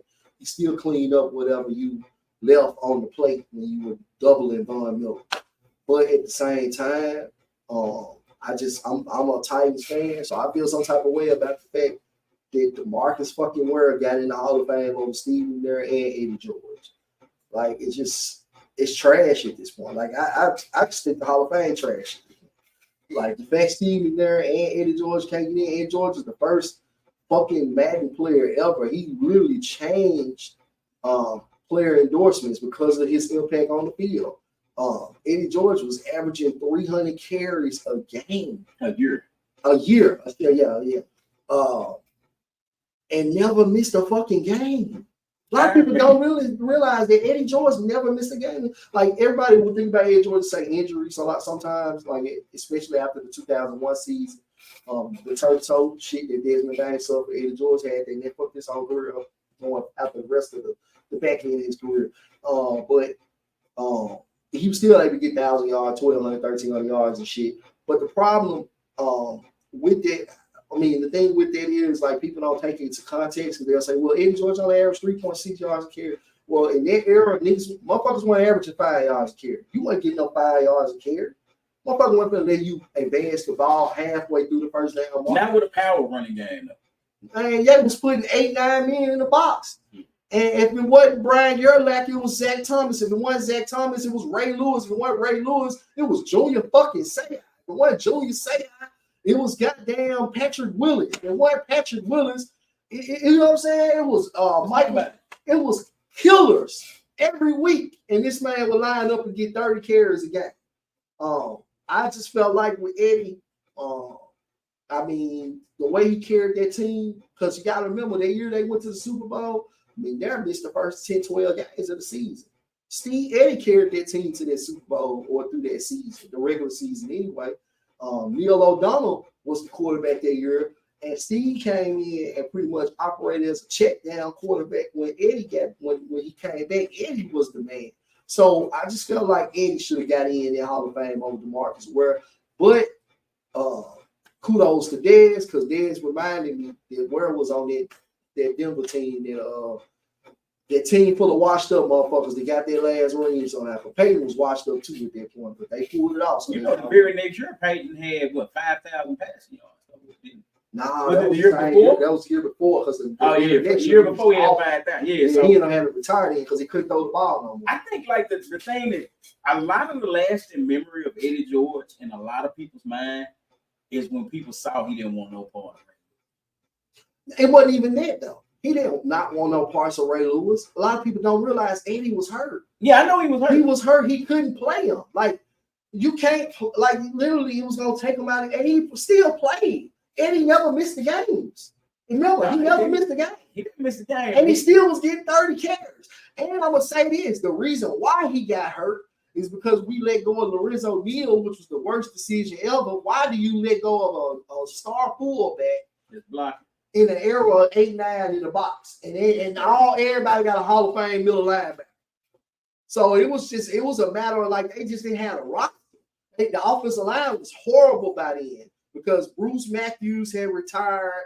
All the guys on the Ben Olsen, all those cats that was on Benji Olsen. I said Ben Olsen, Benji Olsen, all those cats that was on that front line. For Eddie, when he had those 11, 12, 1,500 yards, 15, 1,600 yard seasons or whatever, those guys had retired. So Eddie had a washed up, terrible roster because they spent so much money on the defense. He had no help. Like, if you go watch those teams, he was getting hit in the backfield. And he still would wake up. I mean, he still would get up, shake that shit off, and get 25, 30 more carries. I think with McNair, the thing that's going to take, it's just going to take a little bit more time for people to forget, like, the tragedy of this past. Like how it transpired, what went down, the personal side of it. I think that I mean you might be right. You might very well be because right. That's what T.O. should have been a first ballot. He should have been a zero ballot. But that just in the NFL and the MLB, politics stop you from getting. Yeah, that precedent overplay. It's do something different. So that's why I'm like, I don't think McNair getting there into it completely. Which is really sad because the wife and they hadn't divorced him. They weren't even living together no more. People want to know the details of their business.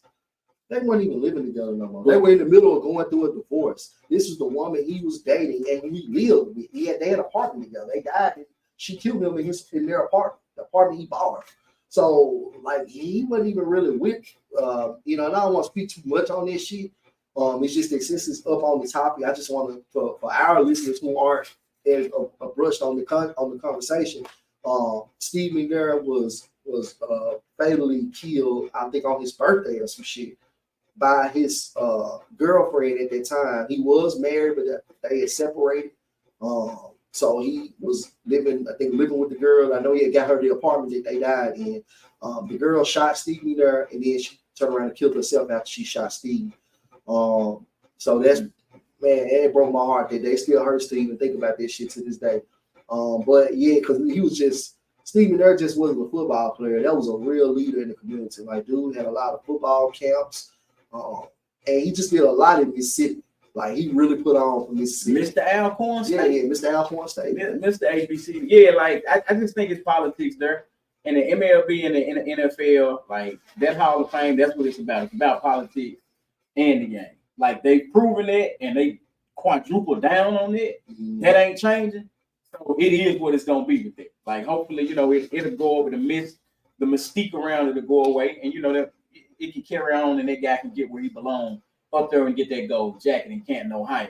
Mm-hmm. Now we're gonna switch to a musical note, man. We're gonna switch to some new music, to what's out there. I'm gonna let you do that. Album review of the week. I'm gonna let you do that, bro. Yeah, I fuck with you, man. She's really smooth cat, man.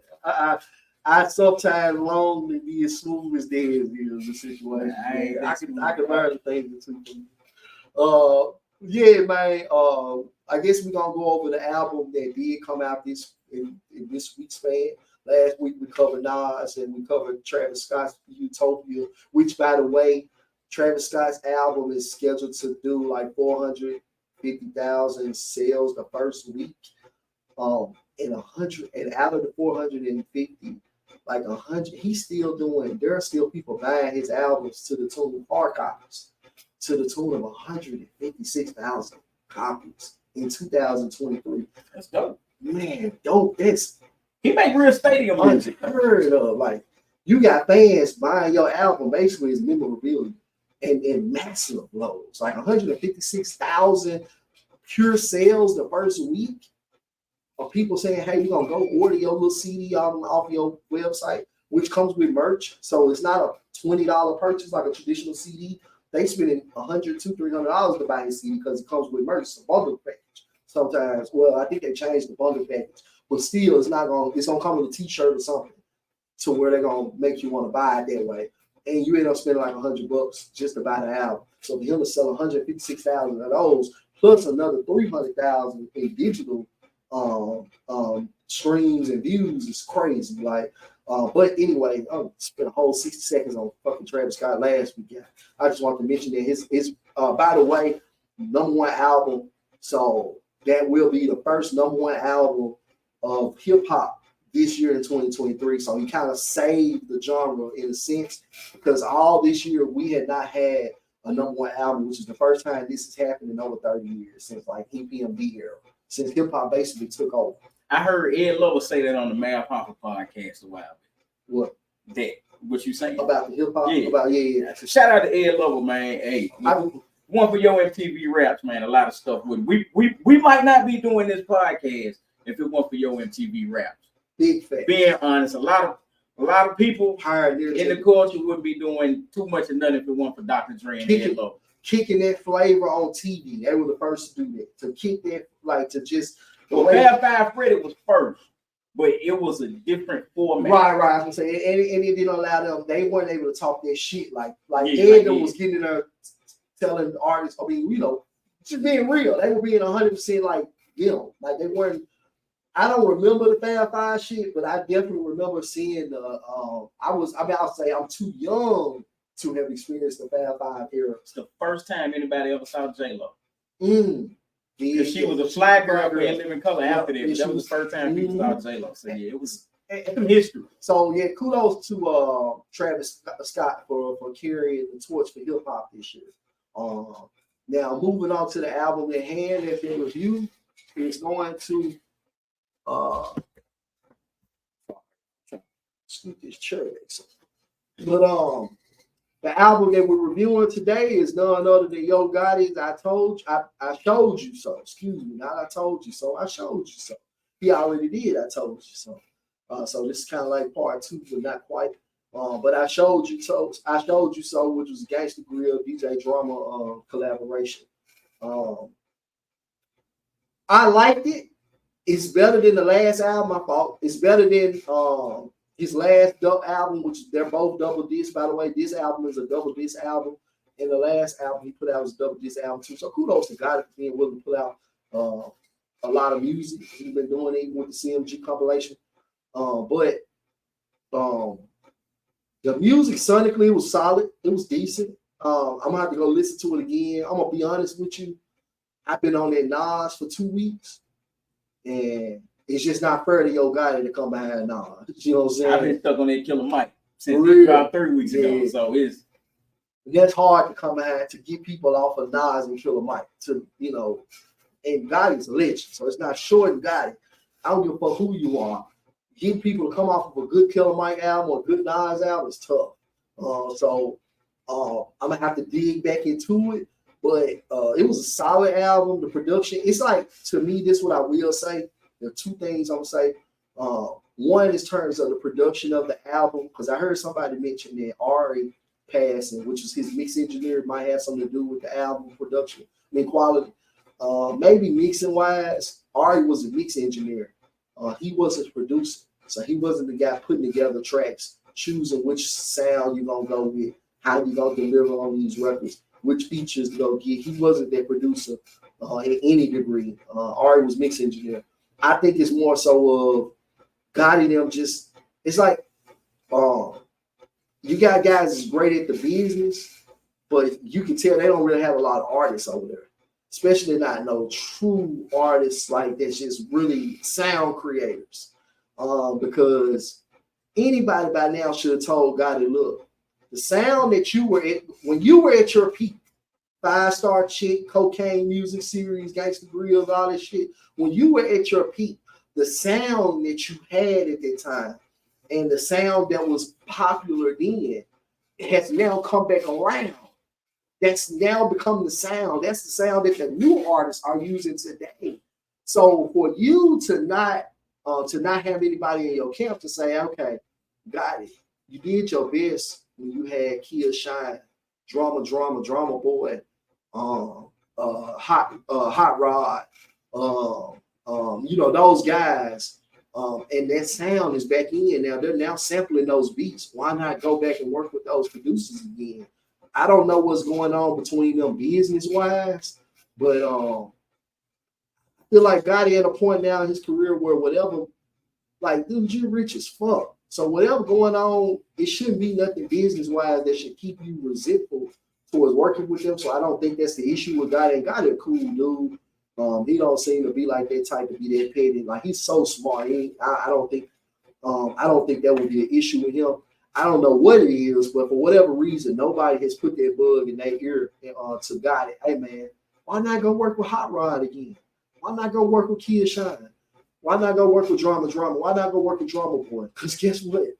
The young artists are doing it. They're going back and working with the same artists the same producers that you was working with to get you where you are. And usually I get it. I don't want to sound dated when I say this, right? Because you can't keep working with the same people. And I hear people say, well, he can't keep talking about, because somebody, when I tweeted this on Twitter, somebody made the comment that, well, he can't be talking about switches and shooting with guns and shit. That shit from young artists. And I get that. Shout out to T Streaks, by the way, who made that comment on Twitter. But I will say this, T Streaks. You got an artist in Nas who was able to recapture the edge that he had in the streets on this new album, the energy, because of the production. And it translated right. And he didn't have to talk about switches. And he ain't talking no positive K shit either. Like, Nas is talking his fly shit on this album. Nas ain't talking I Can. He's not going, rule the world. Nas is talking that fly shit. Nas talking about, whining and dining and bad bitches and traveling private planes and, wearing this Versace and all that type of shit. He talking that fly shit. So Nas was able to successfully do what I think Gotti should be doing, which is being willing to go back and work, recapture some of those old sounds is now back in. You one of the guys who curated that sound back in the day that's actually back in style today. It's kind of like you was the first ones to break out the phone posits. Now the phone posits in style, but you don't want to wear phone posits no more. And that's what will get everybody back to rocking with your shit. I'm gonna tell you why. This is my point to why that's not happening. It's because I rock phones because I like them, not because they trend. What I do because I like it. It's the same way. This is why he having a problem and can't go back, because it was never his sound again. And there's no knock to him, but God been told y'all he a hustler, not a rapper. Right, you're a hustler. You're not. He's not an artist. Like, he's not like 3 6. They're artists. Well, I say he is an artist. He's a writer artist. He's not the guy gonna go make a record. He's not a songwriter. He's a writer. He's a rapper. He's not an artist. He hustles rap. Right, but even that's why he was a rap hustler. No, you're totally right on that. No, you're totally right. I'm with you on that. Even in that, Gotti is a talented writer too. Like, I heard Gotti on self-explanatory from the dope gang to the rap gang. Before the producers, he was hot. It was his lyrics that got people gravitating. I've always felt like that was the talent. It wasn't his nature. Yeah, that was talent, Shine. When I listen to the whole industry sound like DJ Paul and Juicy J. Now I'm glad you mentioned those. You are so correct. That you're giving a perfect comparison of what you're going in terms of artistry versus rappers. They weren't rappers, but they were great artists. They made great music, but when none of them niggas no rappers. They went and got rappers. There you go. That's what they did. And Gotti is the opposite. He's a rapper, but he don't make good music. The sound of today's industry is by far DJ Squeaky, DJ Zert, DJ Paul, Juicy J. That's what the entire industry sound like. And that further is going back to my point earlier about today's sound is perfect for a guy to come back and just act a fool. That's why Nas He can't coming back like he is, constantly dropping albums. It's a perfect moment. He can't go back and touch that because when he was doing it, right, the people that was with the people you named, they was not really with him. They were people he paid for a track. Right, the relation, right. They weren't really like a Dre and Snoop. Bro, the reason Juicy J can do what he's doing, and the reason Paul can go produce for Killer Mike and Drake is because that's them. Right. Like it came from within. So it's a completely different ball game. Like music is what I do. Like when I listen to guys, I always tell my partners, like, even when God signed with Clive Davis, I'm like, damn, that's a major move. But at the time, he wasn't ready to do that. Nah, and I ended up being right because he ended up having to buy his way out of contract with Clive Davis, which is insane. Nobody should have to do that. If you were Clive Davis, you should be in another stratosphere. Because that's the whole point of signing him is to be taking the budget and the relationship. Whole another stratosphere. Absolutely. You know what I'm saying? So the last thing that should come to play with him is get out of some of his money. Because that's what I mean, with TBT, I get it. But with Clive Davis, I did. He's the money man. Yeah. TBT was just a distribution hub that got hired there. Well, Clive Davis is a hitmaker. Right. Mariah Carey plus around. Right. So he took those people to their highest level. Everybody, yeah. So, you know, with God, I just, like, I ain't even heard the new album. Because I'm going to be honest, like, I've been listening to nothing but R&B lately. And R&B. Maybe because he thought when he saw Puff, because I'm glad you mentioned with Clive. Because a lot of people don't know, Clive was the puppet master behind Bad Boy Records. That's who owned Bad Boy. A lot of folks don't even know that. I'm just glad you mentioned Clive. Because he actually was the one who owned Bad Boy. It wasn't Puff. Puff never owned Bad Boy. Puff. He ended up buying it eventually. Yeah, exactly. There you Initially, go. No. He bought it once when it wasn't even functional no more. Because when he bought it, was during Make the Band era. Bad Boy was defunct by then. They had no roster. But he was able to flip it, right? Make it a multimedia. You know what I'm saying? So right, absolutely. No, and kudos to Puff. My point, I guess, to mention that is Clive. You mentioned somebody in that situation that affected the Gotti situation. Clive really was, and it's relevant to the topic because the topic is Yo Gotti, not Clive Davis. Just add to the fact, like a lot of people don't realize who Clive is. Like Clive was the puppet master behind a lot of people: Whitney Houston, Mariah Carey, Puff, and Biggie. A lot of shit. As a matter of fact, Clyde could have saved Puff not Puff, Biggie life that night. Because if Clyde, this is a fact, and then you move on to the next conversation, not to get too wrapped into it, if Clyde had enough pull Biggie security budget that Biggie had spent out over Europe and then it counts the Europe trip, Biggie would have had the security detail that night and that situation would never happen. They pulled the security detail because they had spent their budget on a trip to London that Biggie was supposed to went to, and Biggie canceled the London trip to go to Vegas. Clyde said, look, I'm not going to double spend. Y'all wasting money. I already spent money on this London trip that you're supposed to be at right now. And you just said, fuck the London trip. You going to LA because Puff making you go to LA. And I'm not going to double spend. I already spent that money on this. So I'm not going to buy more security for this trip. You're going to have to survive. And it was just not the right. It ended up being, costing Biggie his life that night. The one thing I say about Gotti's career is this. He does better when he's on his own.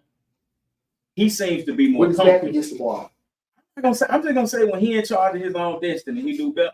I agree. I think the reason why is because usually his back's against the wall in those situations. Whenever Gotti is on his own, it's after a label. Yeah. And now he in the situation where he had approved it. Like, okay, the label deal didn't work out. I had to buy myself out of contract. Or the label folded, which has happened about 4 or 5 times. With Gotti's career, he's been around a long time. So he's been in that situation several times where the label deal didn't work out. Now he's back on his own after that, and he has to prove himself. That's what I mean by that. Yeah, I just like or the back against the wall. He'll hustle, right? Fact. So that's what comes natural to him, and that's what he's gonna be more comfortable with. He's more comfortable with calling his own shots through and through. I'm pretty sure it fucked him up to have to send the album in to somebody to get it approved before it get played. I'm pretty sure before it got printed up, that fucked with him. He didn't like that. You know what I'm saying? And they wanted the albums now because when he was over there at Jay Rutgers and he was dropping shit on the Clive and that shit was horrible. It was like it was stuff that Rick Ross could have pulled off, or T.I. or Jay-Z, but it wasn't a good fit for God. That just wasn't his style. And moving on to the next point of that, when you talk about just the business, him being a hustler, that goes into one of the songs off their album. It has kind of created some response or some engagement here locally. And that is in particular the Mind Your Business song. It's a song on the album called Mind Your Business. And it's rubbing people. A lot of people are kind of giving mixed reactions about it. I'm torn in the middle. That's my official stance on this song. I'm officially torn in the middle. But because I like the concept is, hey, stay focused on the goal and get to the finish line. If you got an objective to make money, and do what you got to do, and take care of your family, right? Can't knock nobody for thinking that way. In a bathroom, but in context, when you get into the details of the song, it disencourages people to be active in their community because he's specifically saying that type of shit. Like as far as like he goes into the song, he gets into going. He says specifically like, all the violence in my city, is out of control. The city out of control, and people asking me, what can I do to contribute to try to help?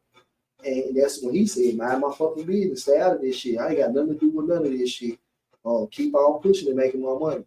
Now, if you were just a rapper that came up and you just, it's a conflict situation because I don't want to seem like I'm ragging on the man, but I'm giving two different perspectives. Part of me understands that, right? Because as a businessman, you have to be emotionally intelligent and you got to pick and choose your battles wisely.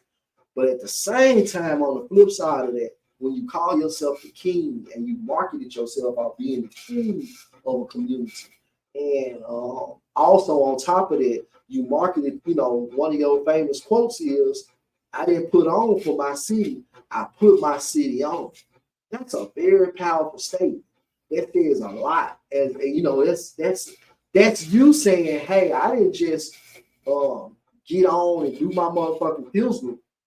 I really curated the city in terms of where it is or where it's going. So when you make it, because you say, I put my city on, meaning you led the charge of your city, right? You the leader. So, and then he's always called himself a long time the king of Memphis, KOM. I think his Twitter handle is still Yo Gotti KOM. So you met your marketing plan has always long term been around you being the king of Memphis, even with this dog shit. It was all ultimately marketed on paper as this who the king of Memphis shit. And that's where, to me, Gotti drops the ball with this song. Because when you call yourself the king of Memphis, when you say, you make comments like, I don't put on for my city, I put my city on. Or I showed you so. What have you shown us? Other than you was able to get successful and make money, and you put on artists who you was able to make money off of, which is good. You showed us some good business practices as an artist CEO coming out of Memphis. That's great, right? But what else have you truly shown us? Because you don't say you the king of Memphis music. You say you the king of Memphis. And you say, hey, I don't put on for my city, I put my city on. To me, that carries another level of accountability and responsibility when you call yourself a king. So I feel like it ain't like you said this shit once or twice. You marketed yourself over the course of years as being the king of the city. So there should be some type of accountability in terms of not what's going on, but what you can come and contribute to. I'm not going to put that on Gotti to say what's going on in the city is his fault. That's crazy. But being able to be involved more and show your face and use your face card to leverage some type of positivity going on in the city. Because I know people's first defense, well, you don't know how much money he put in the city. You don't know how much he take care of people. You're right somewhat. I know how much money ain't being put in. I can't say how much is. And I'm not even putting that on him. What I am saying, though, is there's no way you can sit there and tell me that a person of that stature can possibly sit back and watch everything happening. I feel like there's nothing they can do to make things better in terms of using their face card, using their voice. And I heard people, Young Harry, shout out to Young Harry. Young Harry raised a really good point for Gotti in the counter point. I'm glad she did because it provokes critical thinking, even in terms of what make it confirming whether what you originally thought was the right way to approach it, right? So she pushed. She said, "Well, how you know Gotti ain't in a position where he's not able to come to the city to use it based off of situations that happened over the years when he'll get to the top." Relationships, the city might not embrace him to the degree to where he can come back and be in their role. Well, I think to answer that question, to me, that means that the person has not endeared themselves to the city to a point of value outside of being an artist. And that's the issue. That's my point. If you make yourself more valuable to the equation outside of entertainment, then now people have a different, they can't just clip you or be ready to shoot you up when you at your restaurant. I think that with Gotti, what he's done as far as giving back, like when him and Jay Prince were down for the prison reform at Parchment, right? When they did that, was Jay-Z though. No, Gotti had something to do with this. No, I know. So it was Jay-Z and Gotti. Okay, Jay-Z and Gotti. All right. When they did that, right? It was an album coming out. Well, all artists do something. 50 Cent beef with 100 people when the album's gonna drop. That's how rappers do. You know, they cross promotion, right? It's what comes with the territory. But with Gotti, he did something that appealed to what he talked about. The streets, right? That's what he talked like. First of all, an entertainer and an athlete are not leaders to me. Right. They don't lead the black community. They don't have nothing to do with that to me. I disagree with that. I think maybe in the old days that was maybe the case. I think in this day and age, well, let me say this: the most powerful people in our community are the rappers. They should absolutely not be, and that's the biggest problem. Yeah. No, literally, they should not. Yeah. They should not. I mean, should and were I guess the most intelligent people that can strategically lead us from a place of being below the starting line have absolutely nothing to do with rap. I can guarantee you that. The greatest mind. Like them dudes, look, it's one thing being good at capitalism. It's another thing with being good at a grassroots movement to build up an entire community from the ground up. Two completely different words. That's not what I'm expecting from him, nor do I want him to try it. Right. I want him to stick to stuff like justice reform for prison. Leave the other stuff alone because it's obvious that ain't not only is it not his wheelhouse, it's actually something he doesn't have a passion about. Well, guess what? All right. So to respond to it, you got Parchment. When last time you heard him talk about Parchment? No, that's been forever. That's the first time he mentioned. So as the album rollout came and gone, what else do you expect? But that's the issue, though. That's the issue with me. Like again, if you're just a rapper, then hold yourself to that. Quit saying you the king of some type of like. But in his mind, he the king of the rap cats in there. Well, say that then. Be more specific. I think it's implied. No, it's not, because if you look at the way things are done in the city, it's not just limited to him saying I'm just a rapper. It's I feel like I'm the biggest thing in the city, or I feel like like he said, I didn't put on for my city. I put my city on. In a hip hop sense, he did. In a rap sense. If you absolutely feel that way. I feel that way. But when you don't specify it, that can be implied to totally, because only that's implied to you because, for one, you're from the city and you're at an age of wisdom to where you know what to take from what he's saying from you. I mean, for the youth. That's what I'm saying. They don't know to take that from him. All they hear is King of Memphis, bro. They don't know how to context that into music. And I'll say this. Where is Parchment? Listen. All right, then where he from? Memphis. Which jail has he ever been locked up in? 201 Pop or Parchment? I'm gonna say that he's been locked up in 201 Pop because even if it was just a bond out situation, he's walked through the doors of 201 Pop. He ain't never been in Parchment. He ain't never been locked up in Parchment. I know this for sure. And it's not a knock on him. I'm just saying he's never been locked up in Parchment. Right now, you got a guy who just died in this city at the top of the year in that jail. In 201, yeah. Y'all got fucking beat to get on camera. We watched this shit. We watched them folks beat this man on camera from the top stairs down to the bottom stairs, bro. We watched the 10 different correctional officers beat that boy from one side, from the top all the way down to the bottom stairs, bro. They beat that man all the way down the stairs on camera. We all saw this. What have you done about it? What have you done to speak out on it? What the fuck did you speak on Parchment for that you can't speak on 201 Papa? You ain't from Mississippi. You from motherfucking North Memphis. When motherfuckers go to jail here, they don't go to Parchment. They going to 201 Papa.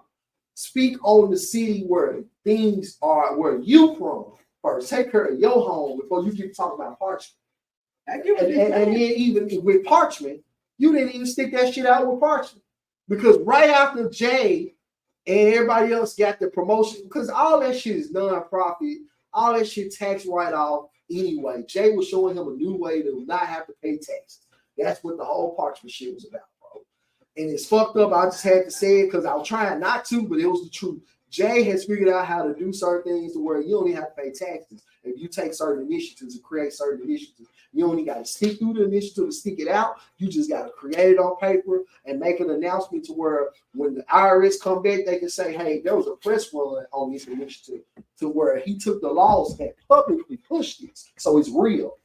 That's what that Parchment shit was about. The 201 shit, and I'm not knocking Gotti because that's Jay-Z, everybody. You know, it's not a knock on them. It's business. I would do the same thing if I was in a position, to be totally honest with you, right? So I'm not knocking them. I'm just adding the real to it.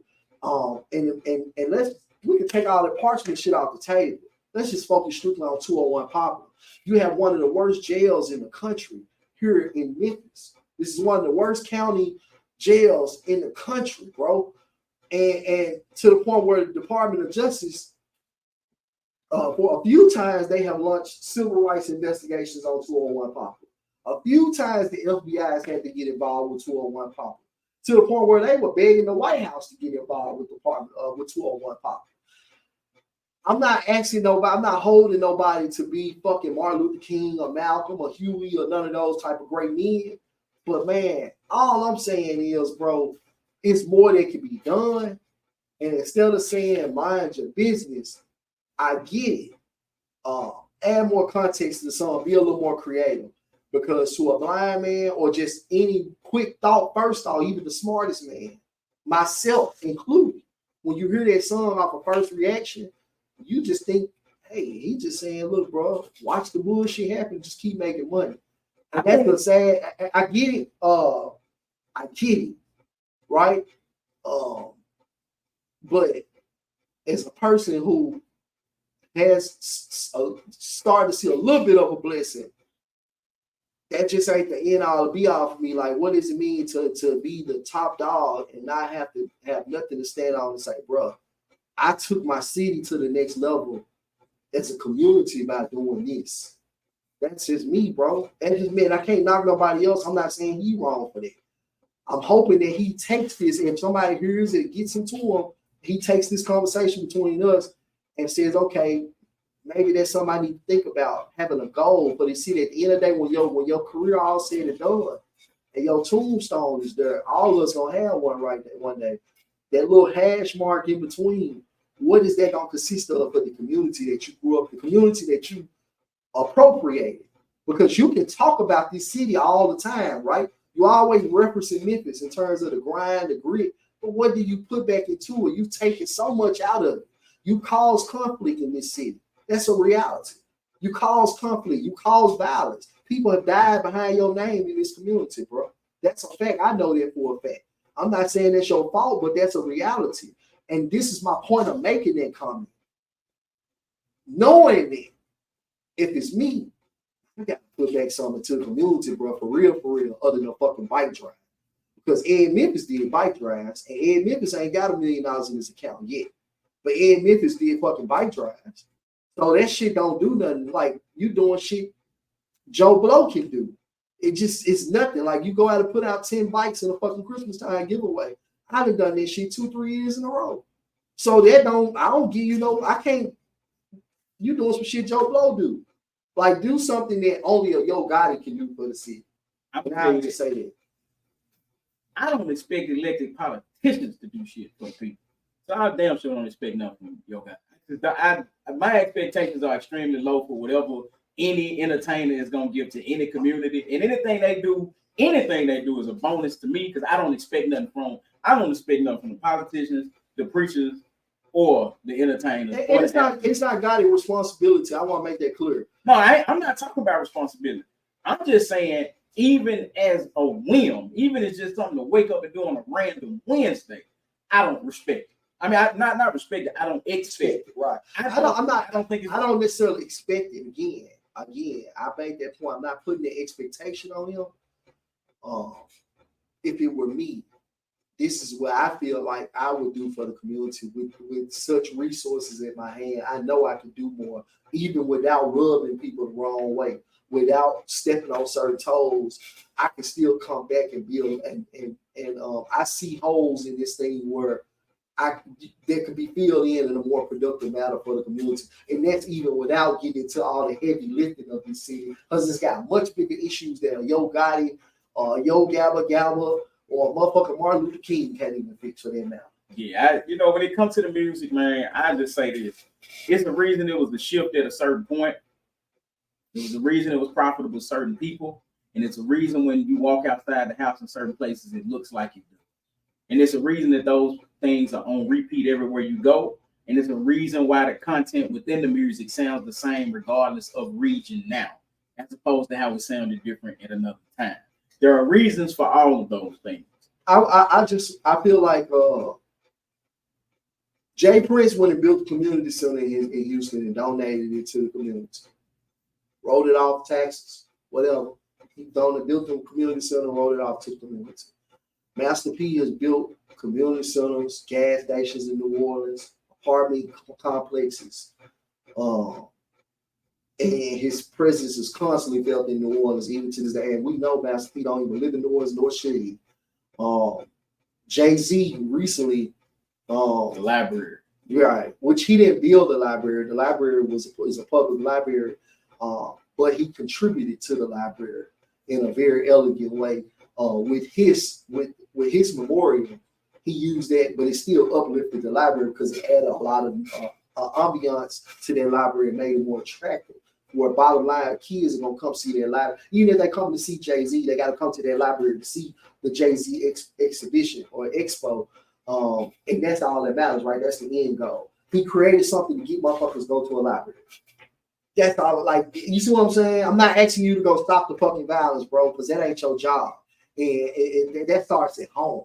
That's on us, the parents in this community who are raising our kids up, and also the community leaders to make that happen. We're not putting that on bro. And I'll say this for the record, great guy, by the way. You know what I'm saying? My family are relatives of God. I got several family members that are, I'm not saying relatives, but are associates of Gotti.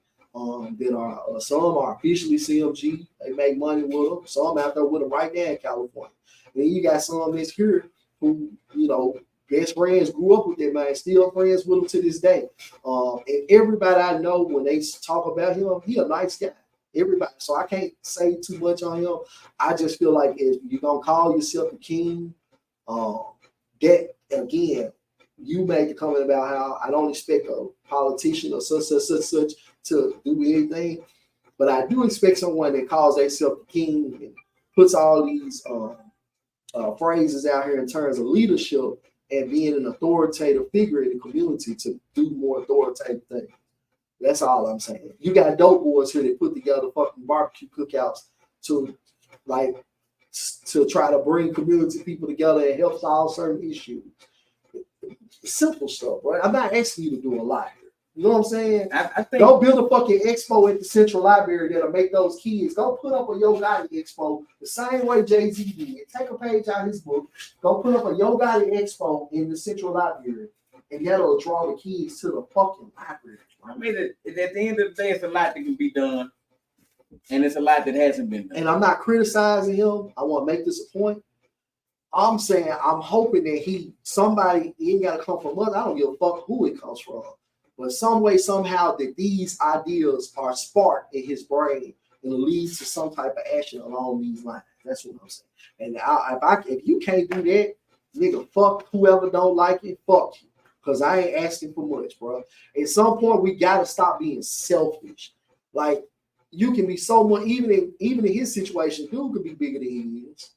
We all, in so many situations, like, ask yourself, if you weren't as selfish, could it actually help you get a little further to be a benefit to somebody else. You can help yourself, helping somebody else. A lot of people don't realize it. And that's the key. Like, bro, we get so wrapped up in trying to get to the promised land that we forget everybody else along the side, and we forget how it helps yourself to help others. You can actually help yourself helping somebody else, believe it or not. And you don't have to get nothing from that person. Your blessing, your residual, your royalties can come from the next step in the equation. Ain't got shit to do with that person. You know what I'm saying? So, and I don't want to drag on too long. I'm trying to keep our clip time down to a more editing friendly time frame. But I just want to say that. Yeah, you made valid points, man. You know, it is what it is, man. The music is, when we talk about the culture, it's just too powerful for us not to. As an artist, both of us as artists, bro, I feel like that craft, and it's being controlled, so there's only so much we can do, right? And we gotta play that game if you want to have more. I get that. I'm willing to play that game, but I've seen people play that game and actually be more productive playing the game. That's all I'm saying. I've seen people play this game and be more productive. I'm watching Jay-Z play this game and be more productive. And it's before he got to the billionaire status. These are the actions that Jay-Z took that got him the billionaire status. Believe it or not, the most powerful way to become a billionaire is the nonprofit sector. If y'all want to know the game. That's really the game anyway. A lot of motherfuckers ain't catching on to why Warren Buffett or Bill Gates would donate all their money away to a nonprofit. You think they doing it if it didn't benefit them more monetarily to donate all their money away? Like, people don't even get how powerful this shit works. Like, the relationships are built in the nonprofit sector. The money is in the nonprofit sector where there ain't no taxes and the government doesn't have as much control in those worlds. You see what I'm saying? And I feel like we don't realize that, like, bro, you will be like, there are a lot of blessings. And maybe this is the gym for everybody watching. Bro, find the ways to help yourself by helping somebody else, because there's a lot of ways we can be greater in life if we were more willing to help others, be less fearful to compromise or sacrifice ourselves a little bit to be of help to somebody else. You'll be surprised that a little bit of sacrifice of yourself to help somebody else, how they'll turn around and help you down the road, or even right then in that situation. So there you have it. That's an actual gym. That's something I try to live by as much as I can. And I'm trying. And I'll say this, the only reason why I'm putting this out there, I might not be there yet, but I'm noticing it working for me. I notice it worked for me. So I'm telling y'all what I know. One thing about Ed ain't gonna open his mouth too quick on some shit he don't know about. Because I don't like to look stupid. I don't like to come back and look dumb after I say some shit. So if I don't know what the fuck I'm talking about firsthand, be real. Like, I tell you crazy shit sometimes, y'all. And sometimes it's intentional. But you best believe Ed know what the fuck he talking about, or Ed won't even speak. Because one thing about Ed, like, Ed ain't gonna just talking to be talking. You the worst motherfucker in the world to be talking about shit you have no clue of what you talking about. So I just want to put that out there. The only reason why I'm putting that suggestion out there in terms of being a blessing, to receive a blessing, is because I'm living it myself. Like, you know, being a help to somebody else in turn to help you. So that's a win-win, man, whether people realize it or not. And we move on to the last segment, which is the threads that drape our body. Yes, sir. Fashion statements of the week. I'm gonna let you go first, Ed. Hey, man, you know, redundant at this point, but some more of this Versace shit. You know what I'm saying? You know what I'm saying? Shit's redundant at this point. Every time Ed rock Versace, I think about Biggie. You know what? I do, man. He's just bigger fly guys, right? He said that I didn't, y'all. He said that I did. You know what I'm saying? Hey, man, anytime you make somebody think of that, hey, man, you know what I'm saying? You know, shout out to Big, man. You know what I'm saying? But yeah, man, hey, you know, it's real simple shit, man. You know, Versace from head to toe, you know what I'm saying? Got my Versace slides today, you know what I'm saying? As y'all know, you know what I'm saying? Yeah, just some simple shit. You know, these are very comfortable, by the way. And last week I wore a Philippe Plain shirt, and I was gonna start saying this. I'm gonna be honest with y'all. I buy this shit because it's high fashion. I'm fucked up like that, bro. I ain't gonna shit what it is. I'm petty, I'm materialist. Man, I'm just this who it's the human side of it, y'all. You know what I'm saying? And you know, it's the irony of life. You know what I'm saying? But I will say this. I thought about this though. What draw me into some of these brands? Like one thing I like about the Philippe Plain shirt I wore last week. Get out the way. The Philippe Plain shirt, the material, the material of the shirt, the design of the shirt. For them to design the shirt in the fashion that they did, as far as the stitching choices, the logo, the plate on the back of the shirt, and then the quality. It was a high quality shirt like this, like Versace's. This is high quality. In terms of the thread count, all that, right? But what I liked about Philippe Plain is it's of this thread count and quality, but it also got a stretchy, elastane, dry fit like material meshed into it too. But you don't see that. You see just this. So I like that about that as well. With it on top of it just being what it is, man. High fashion shit, man. The name speaks for itself when it comes to fashion most times. Yeah. Your boy, Nee was killing them last night. Playing top fashion, kicked my ass this morning. Woke up. I didn't get much sleep. Went to sleep at 3:30 a.m. Woke up at 6:10 a.m. So you looking at somebody who has been running on fumes for the past 3 weeks. July is usually the busiest month of my life. A lot of family members, their birthday, mine. So it's all kind of stuff happened this July. I've been out of sorts. And my feet and my knee let me know about it, and so are my sleeping habits. So with that said, I got the orthopedic slides on with the thick ass sole. I would have never even known those orthopedic. They look like Nikes and shit. Nah, they Hooper, they just the orthopedic version. Oh, dope, bro. Yeah. I like the style. I would have never orthopedic. They cost more than what I wanted to pay. Good shit. But I need them because I be in excruciating pain. I came super comfortable today, man. Black t-shirt and some black and Pink Panther shorts. Yeah. Doo-doo. So that's what I'm on with it, man. I'm probably gonna go home after this and pass out, honestly, because I am exhausted. I am extremely tired, and it's my son Silas's first day of school tomorrow. So I have to wake up butt cracking darn early to drive and see him go into the gates of school, because I'm not going to let this world raise my son. So, with that being said, hey man, say man, this is Dez and Ed. This is Ed and Dez podcast from around the way, man. We appreciate y'all tuning in.